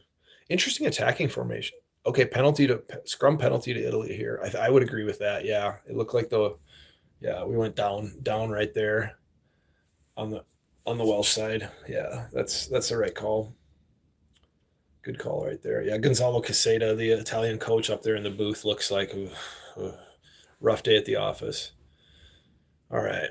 Let's see how Italy. I know Italy gets some points here, but this is an absolute beating right now. 31-0 to Wales. We are at no time is off because they're bringing a sub on. So Reese Carr is off. Man, yes, give that man a hand. Great tournament from the young. You said for what for Wales? Wow. Yeah, he deserves a standing ovation, man. He's been a fantastic player. A player of the tournament for Wales, as far as I'm concerned. All right, so Italian line out. They're about 12 meters away from the Welsh line. They set them all. Pretty good square maul. Wales stall it out. It's tipping to the left. Okay, they break off to the right. Really good. Okay, really good work by the Italians changing the point of attack on this maul. This one's rolling. I think they're going to get this advantage. Try. Yep. Oh, that was fantastic. Yeah, a couple opportunities in this match if you were watching the replay to see really good mauls. This maul was like steady and solid, and like Italy had a little bit of a push, and then Wales stop them, and then the pressure comes through the right side. We can draw that up on the board. I've shown that a few times, and the pressure comes through the Welsh. What would be the Welsh right side? The Italians do a phenomenal job of breaking off to their right and keeping together, and then just resetting. They had a couple guys reset. Yeah, they're calling a yellow card on Archie Griffin for that. I agree. That's a good call. Like that was cynical. You knew that was going to be a try, and they just take him out. So Garbisi is looking to take this conversion here. We are at 52-25. And let's see. Garbisi slots that one. So, okay. We've got Italy on the board at 7. Wales still way out in front at 31. Got a yellow card. Oh, man. I think I ran out of space here. It's going to be tough if Italy reaches double digits.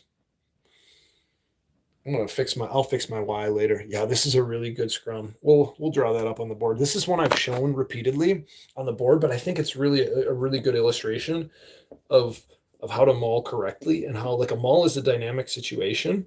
And if you're able to reset it, shift the point of attack, but also while you're doing that, keep the ball protected, and then have your players rejoin. Like it's the best way to have a successful maul. It's one thing if it's just like 50-50 and we're all just against each other and you can push through them.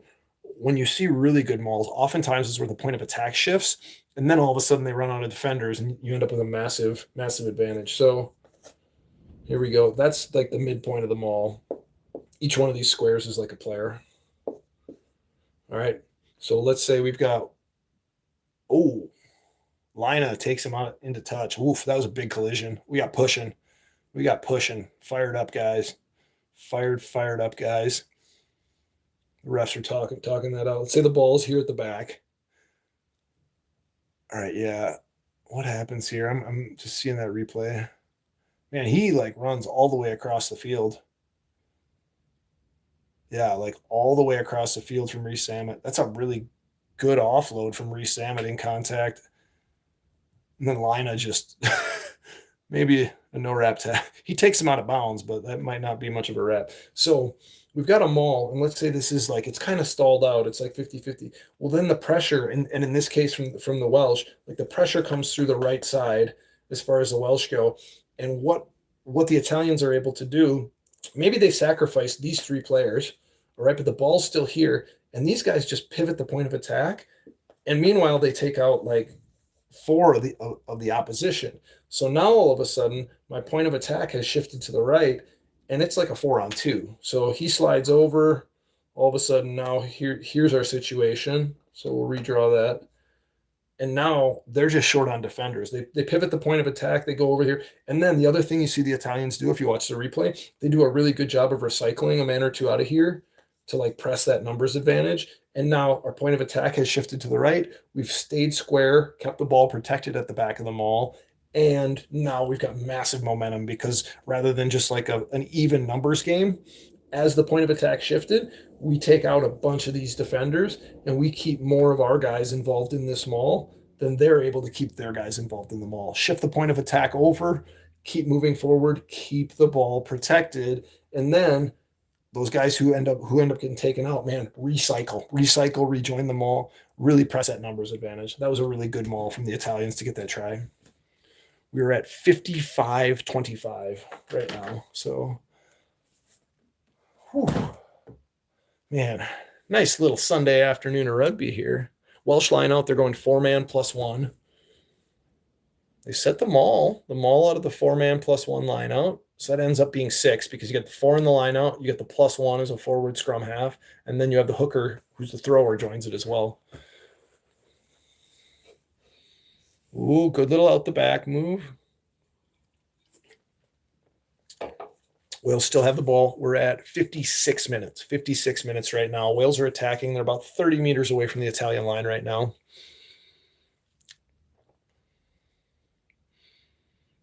Okay. Ooh, looked like he grabbed him by the head. I don't think the ref saw that. Looked to me like the Welsh player grabbed the Italian player by the head, but all right, Wales down the right side. Josh Adams, man, he has played a really big match. Good dummy and go. Loses his feet a little, but he's well into the 22. So Wales are about 15 meters away now. All right.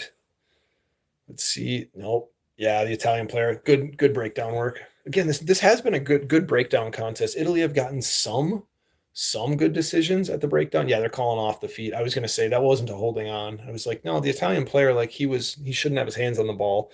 That was man, great dummy and inside step from Josh Adams right there. Good work from Ioane. He just swats out his leg. Like Ioane knows he's past him. I see this way too often, especially in sevens.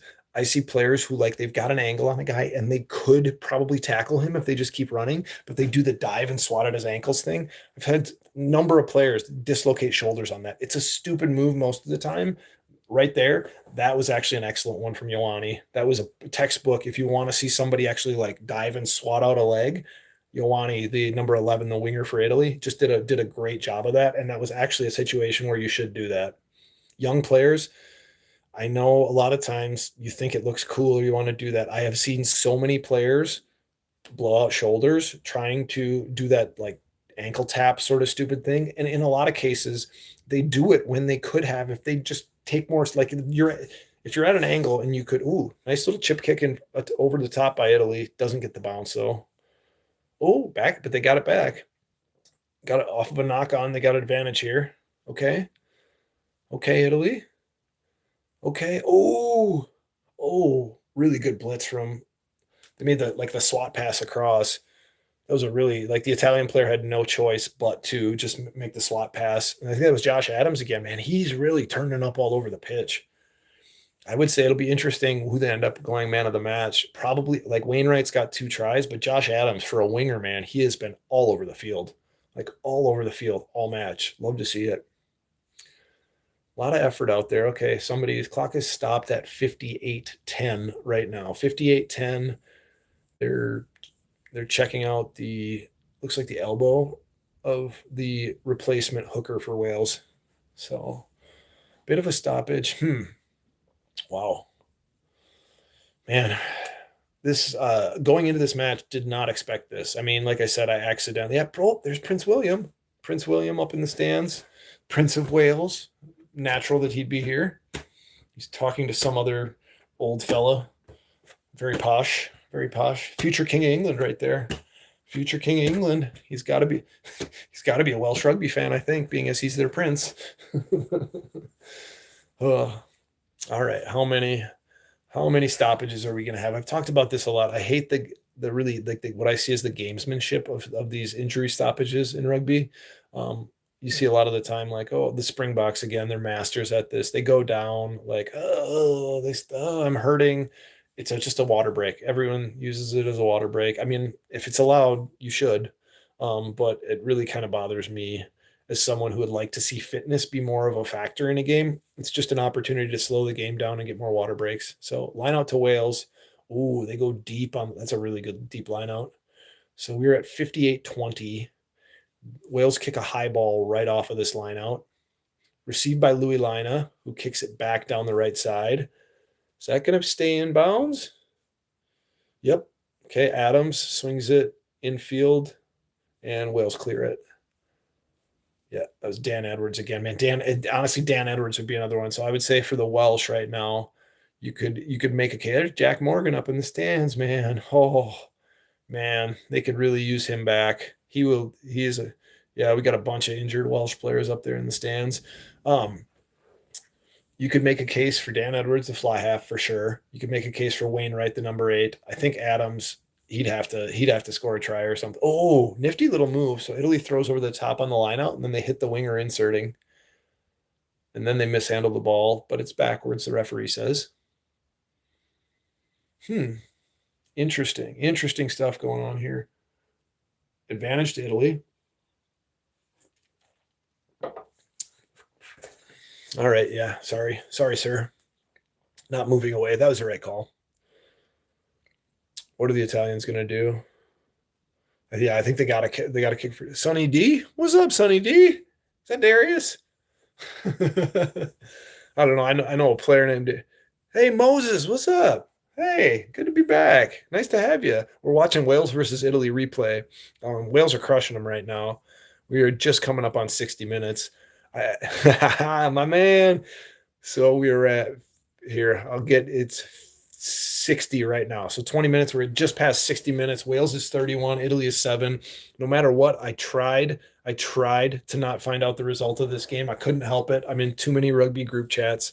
I just couldn't help but find out what happened in this one. But definitely not what I expected. Although I'm not particularly shocked. Wales have really looked so much better the last couple of weeks. They probably should have beaten Scotland. I feel like they've come off of their bottom. Oh, another maul from the Italians. Oh, I think he's held up. He's over the try line, but he's held up. Yep, good call from the referee. Okay, that's the second time you've seen good mauling from the Italians close to the Welsh line. But I think there was just a little bit of lack of patience there. Again, like kind of the point of attack pivoted. Yeah, and you see he broke off and he wanted to just carry that in, and he ends up getting himself held up. So I think if they could have rolled with that, because the point of attack shifted, I think if they could have rolled with that. What's up, Tom? Welcome back. Well, Wales is crushing them. It's 31-7, Wales, Italy. Italy got one off of a maul. They just had a maul held up. I think Wales kind of peaked. They scored their 4th try early in the second half, and then Dan Edwards hit like this killer drop goal. Like Italy had a goal line dropout, and the fly half for Wales, he like receives it, and he takes like 4 or 5 steps like in towards midfield. He's like 41, 42 meters out, and he just pulls up and slots a drop goal. Like it was. This game is it's as over as a game is at the 50-minute mark, and now we're at 60-30 right now. So like. This is just like the Italians are playing for pride. Like the Welsh players are having probably more fun than they had. Who's going to win the World Cup? Ooh, the Aussies are head. So a couple things. I really think you can't bet against the Springboks right now. I still think they're class. I think of teams that could win the World Cup. I would say highest percentage. I'd say I'm like a probabilities thinker. So I would say. Oh, Darius, who am I going for? I just want to see a good rugby game, man. I mean, I kind of want to see Wales, but I've been pumping Italy the whole thing. So, okay, but back to the World Cup. Probabilities, I would say most probable would be South Africa. I would say New Zealand and Australia could win. I think the Aussies have kind of come off the bottom, kind of like Wales here in these last few games. Like the Aussies seem to be headed like on the up now. So I think all of those, like the original like Tri Nations, I think all 3 of them could win it. I struggle to think of anyone else that like really could win the World Cup. England finds a way to make finals even when they're not that good, but they're kind of like, no, I can't see them winning. Maybe France, but France can never really put a full tournament together. So I'm going to say 50% South Africa. I'm going to say 25% each New Zealand, Australia. And then with like the caveat, like you could conceivably see France, England. And England is just because like they find a way, even when they're bad, they find a way to like make finals and stuff or make semifinals. Yeah, I think France are the only one of the Northern Hemisphere teams. Maybe Argentina. Yeah, I would say maybe. I struggle with anyone besides those teams, but no, I really don't. I can't see anyone besides like the original Tri Nations like winning it. And yeah, I think that's Springboks. Like they would be. I think you'd be silly to bet against them, but you could always conceivably like New Zealand are never that far out of it, and Australia seems to have kind of come off the bottom and are looking a lot better.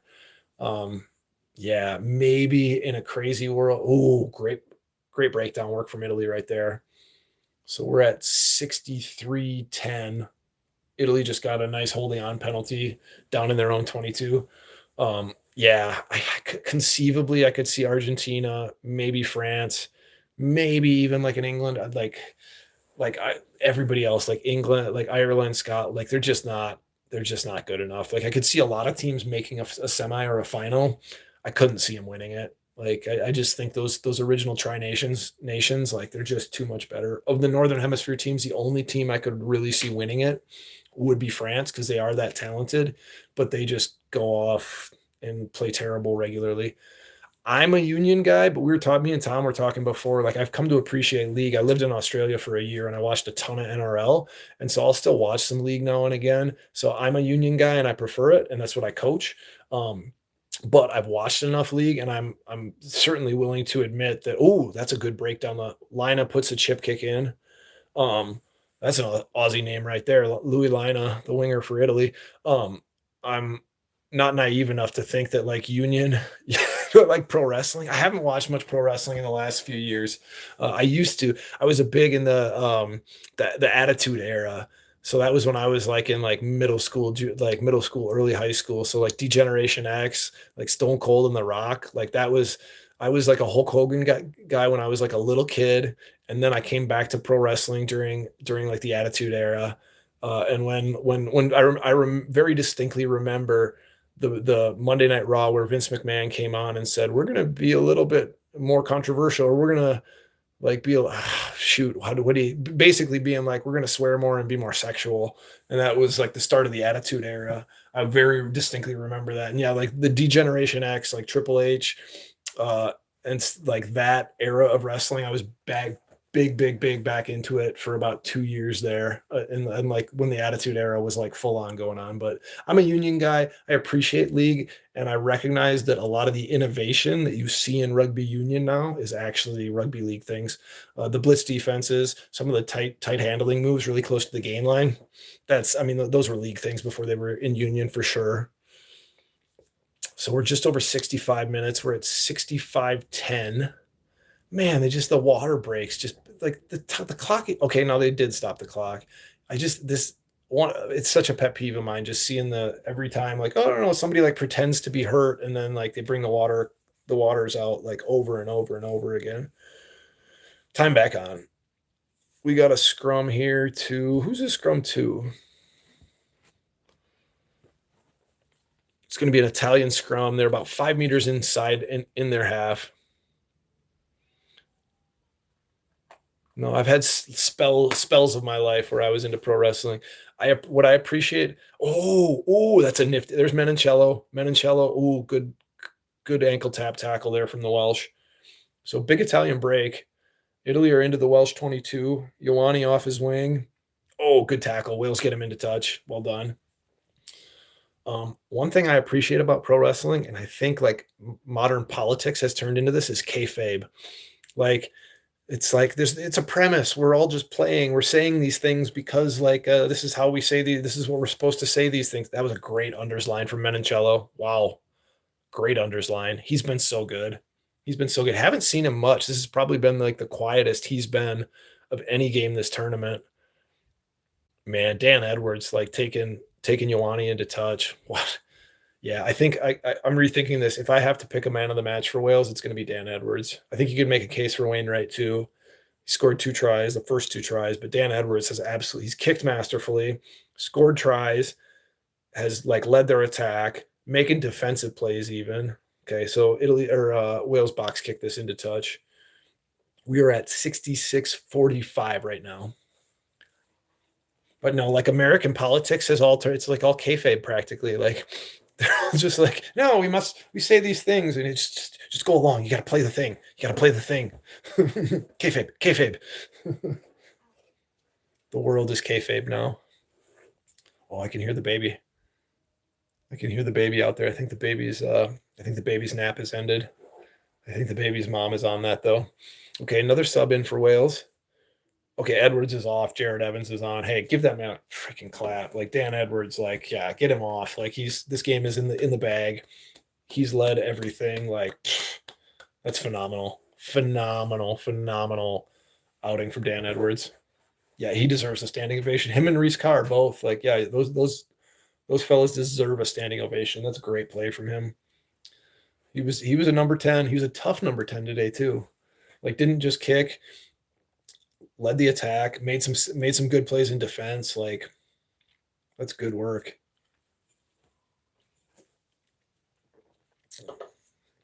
Back to pro wrestling though, like peak Stone Cold Steve Austin, peak Stone Cold, man, that was something else. There's a guy who like did his thing for a while and then just disappeared. Supposedly he's just like hanging out, being rich and stuff, and being like kind of like a hillbilly. Good for him. Advantage to Italy.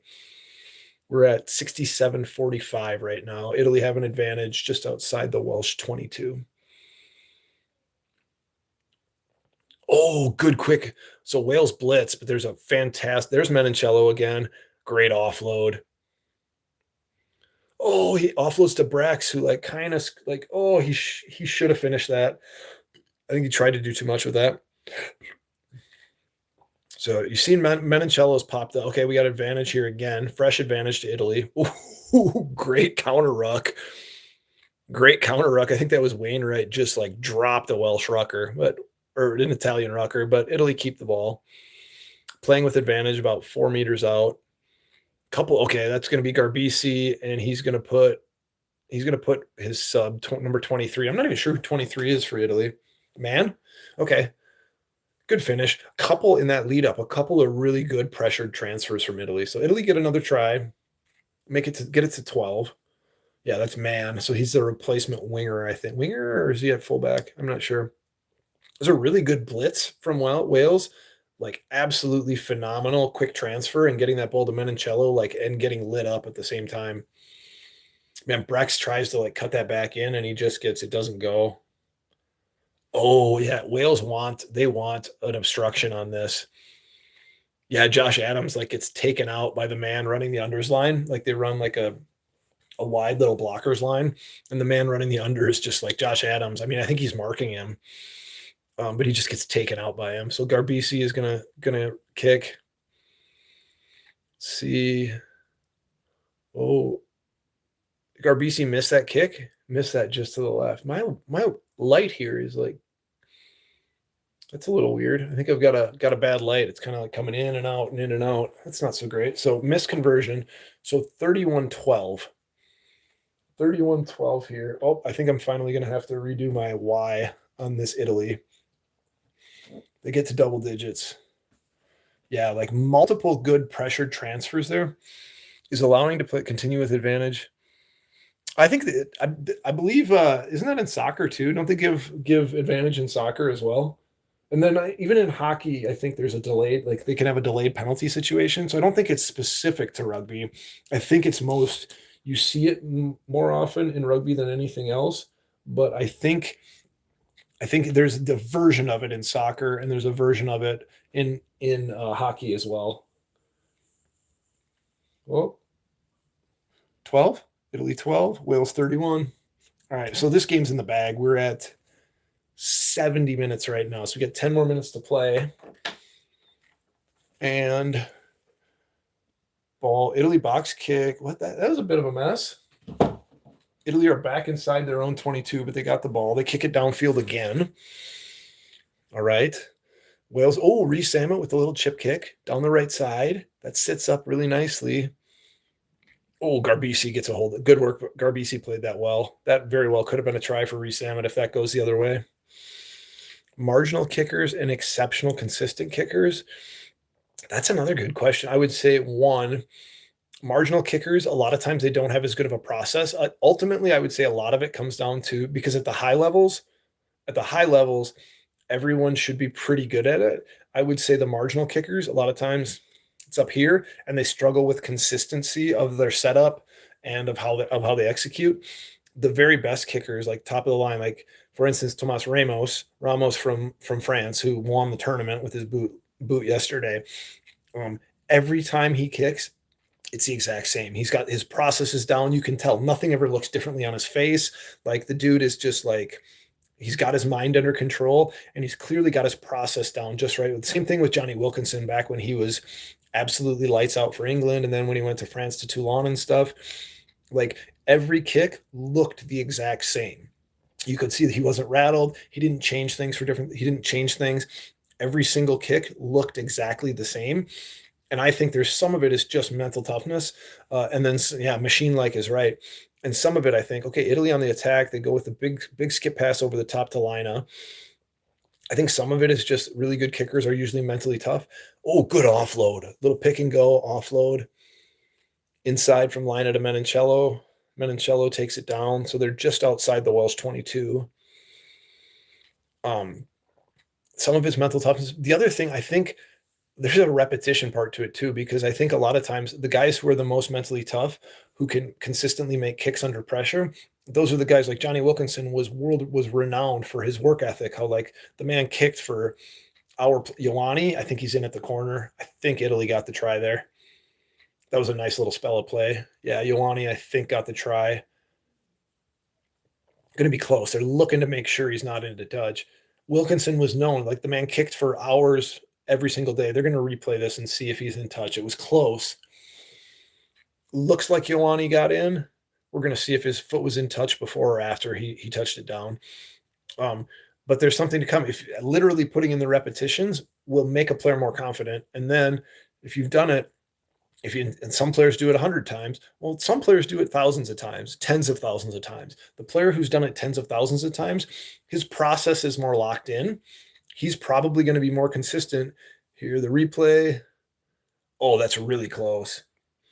It's really close. It looks like Ioane. It looks like his thigh. It's like almost simultaneous.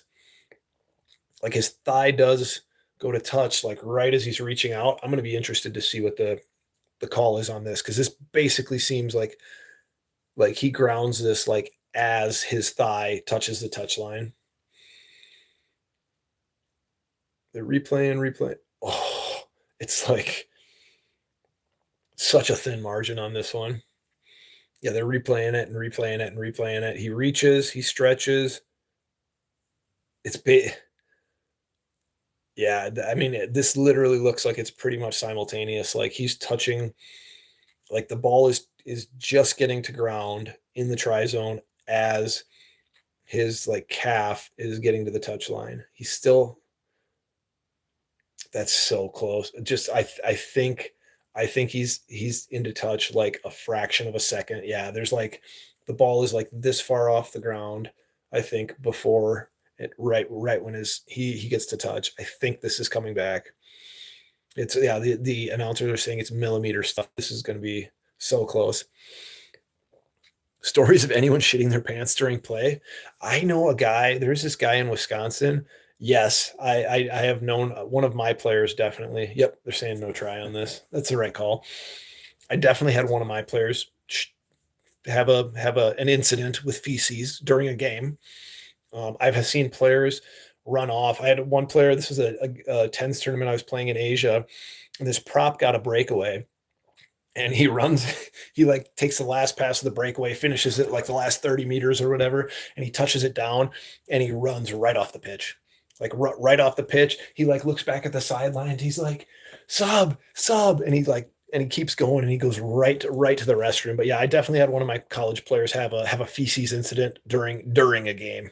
Ended up with, to be fair, he played until the next stoppage, and then he got taken out. But yeah, it happens. There was a guy in Wisconsin who was renowned for he would pee himself before every game. He did it as like an intimidation thing. He would like, I think he was a front row too. He would, as they're like the teams are lining up for kickoff, and he'd stand there at the halfway and he'd pee himself. Like he'd pee his pants intentionally right before kickoff, like every game. And it was like a mental thing for, it was like he's trying, it was like a psych out the opponent thing. Like he didn't care. He'd have some wet drawers. It was warm for a little bit, then it would get cold. but no, there is a, I will not name names, but there's a player, he's definitely an old boy at this point. He's got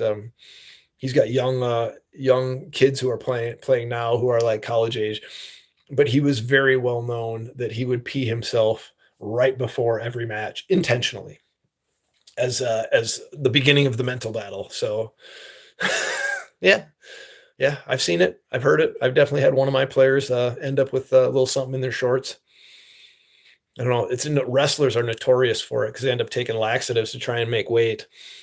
And then all of a sudden you get in a weird situation. Things are intense, and all of a sudden things loosen up. So we got Italy still knocking on the door. They're just inside the Welsh 22 right here.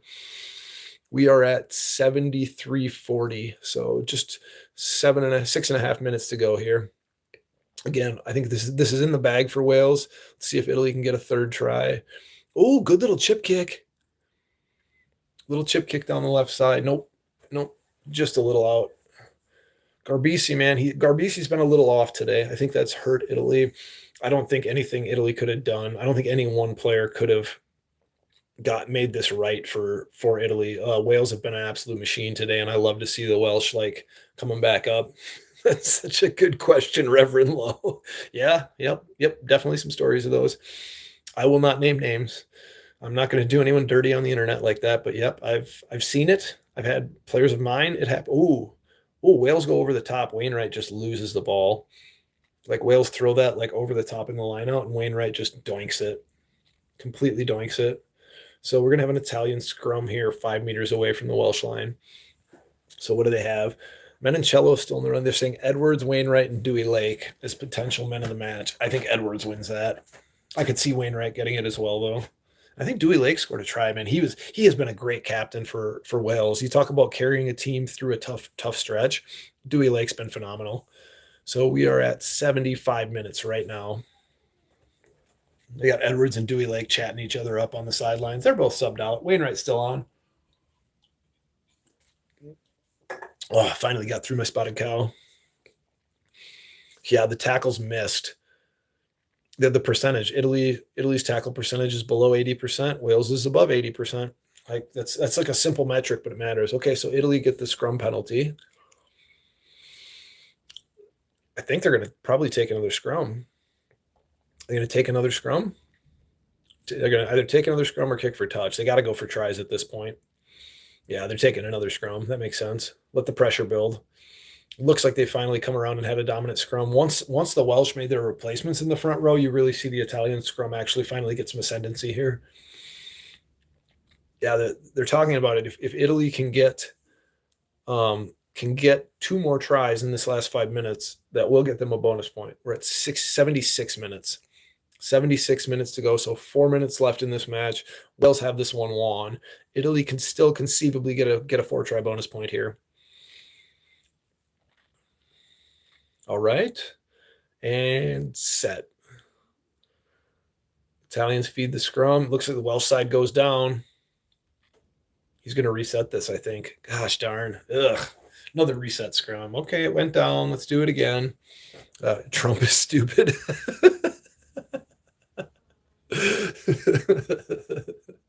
We got good Ginger Finger 99. That's a good. I like that username. All right, we're gonna scrum again. Let's talk it out. You've both got to get higher. Okay, sir. I love it. The referees will say things to the scrum, and they're like, yeah, okay, yeah, we get it. And it's like, same thing. The number of times you see a referee tell scrums like, hey, watch this, do this, you're doing this, whatever. England, Scotland, Northern Ireland, which food sucks the most? Ooh, England. Yeah, England. I think England food sucks the most. Yeah, got to go with that. 8-man pick. 8-man pick off the back for Italy. Oh, Wales kind of have him tied up. Goes to ground. Was it a maul or not, sir? Nope, ball's available. I think he's going to let that play. Yep. Garbisi. Oh, nifty little play from Garbisi, I think. Was that Menoncello? I think they got the try there. No, that was substitute number 22. Who's number 22?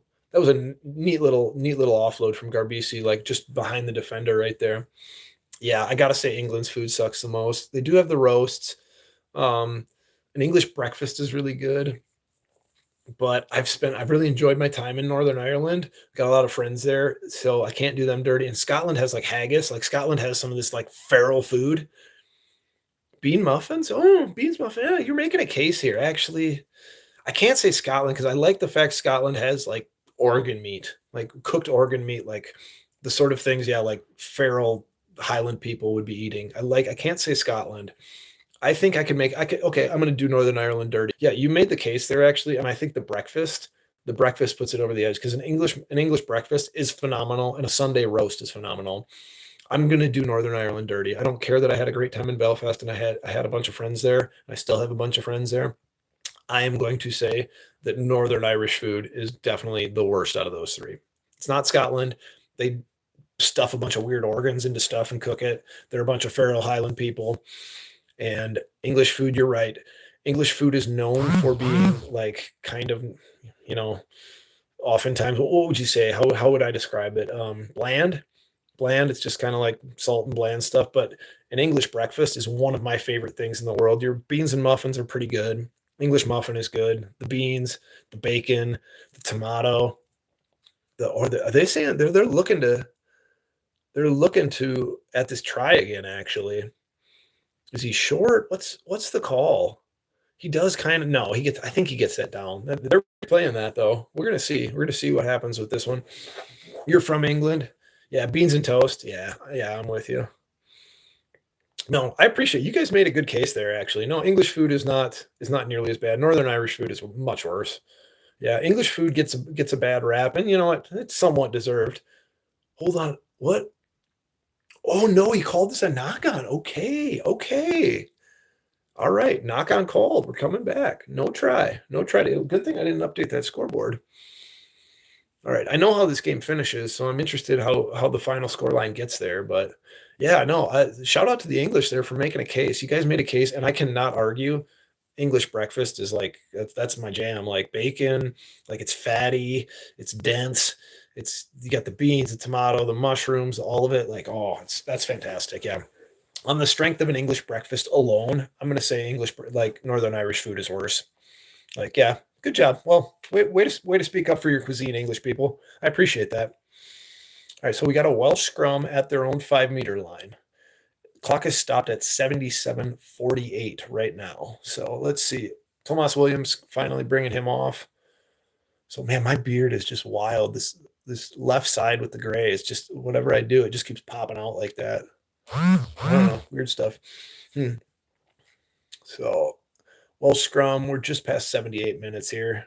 That one goes down. Penalty, scrum penalty to Wales. He says the Italians collapsed it. He said they went down on their knee. I think he's calling it against a tight head. Yeah, I'm telling you, the difference, like Italy having their starting tight head out has really made a difference. Like the Welsh scrum has been the better scrum most of the day. Like it shows the value of a quality tight head. If you can't anchor the scrum, if your scrum doesn't have the anchor at tight head, it doesn't matter what everyone else can do. Like your scrum's not going to be solid. Really shows how valuable that tight head was for Italy throughout this. Wainwright gets man of the match. Okay, I'm down with that. He's the only one who played 80 minutes as well. Like Dewey Lake and Edwards both got subbed out like a while ago, so that's fair. Wainwright, 2 tries. A lot of graft around the pitch, like big in the contact zones. Like, yeah, I'm good with that. That's a good call for man of the match. I'm cool with it. Welsh line out, they win it. We got like a minute left. So Wales could slow play this. Looks like they're trying to. They're playing just, I think Italy have held them up. I think we got them all here. I think we're going to have one more turnover. Is that ball available, sir? Is it available? Weirdest pregame meal. I got a guy, I had this one college player I had who always ate McDonald's. Like he would always get a quarter pounder meal from McDonald's. I don't know how he did it. He was a little dude too. He played like fullback, outside center. He was like a undersized outside center. He's probably his best position was fullback. Had really good feet. Was a skinny dude, but real swift. I don't know how he would do it. Like he would eat a quarter pounder meal, like large fry, quarter pounder, large Coke, like right before warm-ups. Like we're getting ready to go out. Sushi the night before every match. Ooh, dangerous, dangerous. You better know your sushi source.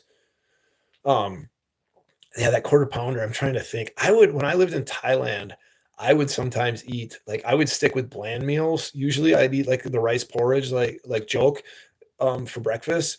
And then one time I had like it was a tournament, and so I had okay, scrum advantage, penalty advantage to Italy here. We're into 80-minute stoppage time. Um, I one time, oh, great inside ball from Garbisi. Well, Italy are like 5 meters away. Garbisi's in at the corner. Good offload off the deck. Okay, so Italy gets the third try. That one's just a moral victory. No, no. One time I ate a spicy curry for like my lunch. Like we had like 2 morning matches, and then it was like, oh, we got 3 hours off, whatever. I love a spicy Thai curry. And so I go and I get a spicy curry. That was a bad idea. That was a terrible idea. I had like awful burps like for the entire like I think we had 2 more matches that day. It was terrible. But no, I would say like consistent one would be that player, that college player of mine who would always eat a quarter pounder meal like right before like we're 5 minutes before we're going out to warm up. And this kid is like housing a quarter pounder. I couldn't do it. Like I couldn't do it. I don't know how you would do it. My guts would be all over the place. And Garbisi just misses that last conversion. All right, so that's your final 31-17 to Wales. Man, it's good to see Welsh rugby back. Like the previous 2 matches, I really think they built something. They got better. Prince William up there, he's clapping them. All right, okay. Congrats to Steve Tandy. I feel like he's had a real tough job since Warren Gatlin's been gone. But Wales, that's big. They finished the Six Nations with a win. Italy also actually made themselves like prove that they're a legit team. I mean, I feel like they could have beaten Ireland. They could have beaten Wales. Really, the only game where they were the 2 games they were no, sorry, they weren't close in this Welsh match. They could and probably should have beaten could and should have beaten Ireland in that second match of the tournament. They were blown off the pitch in this one, to be fair. Good match. Shout out to Wales. Yeah, I'm trying to think of other weird ones I've seen. Oh, rugby tournament in Laos. We go to like this stand. I'm like, oh, I'm gonna get the boys a bunch of they're selling like eggs and like they have eggs. Instead, it turns out these were not just like eggs. These were like the baby chicken in the egg. So this was like an egg like right before it hatched. And they just like cooked it then.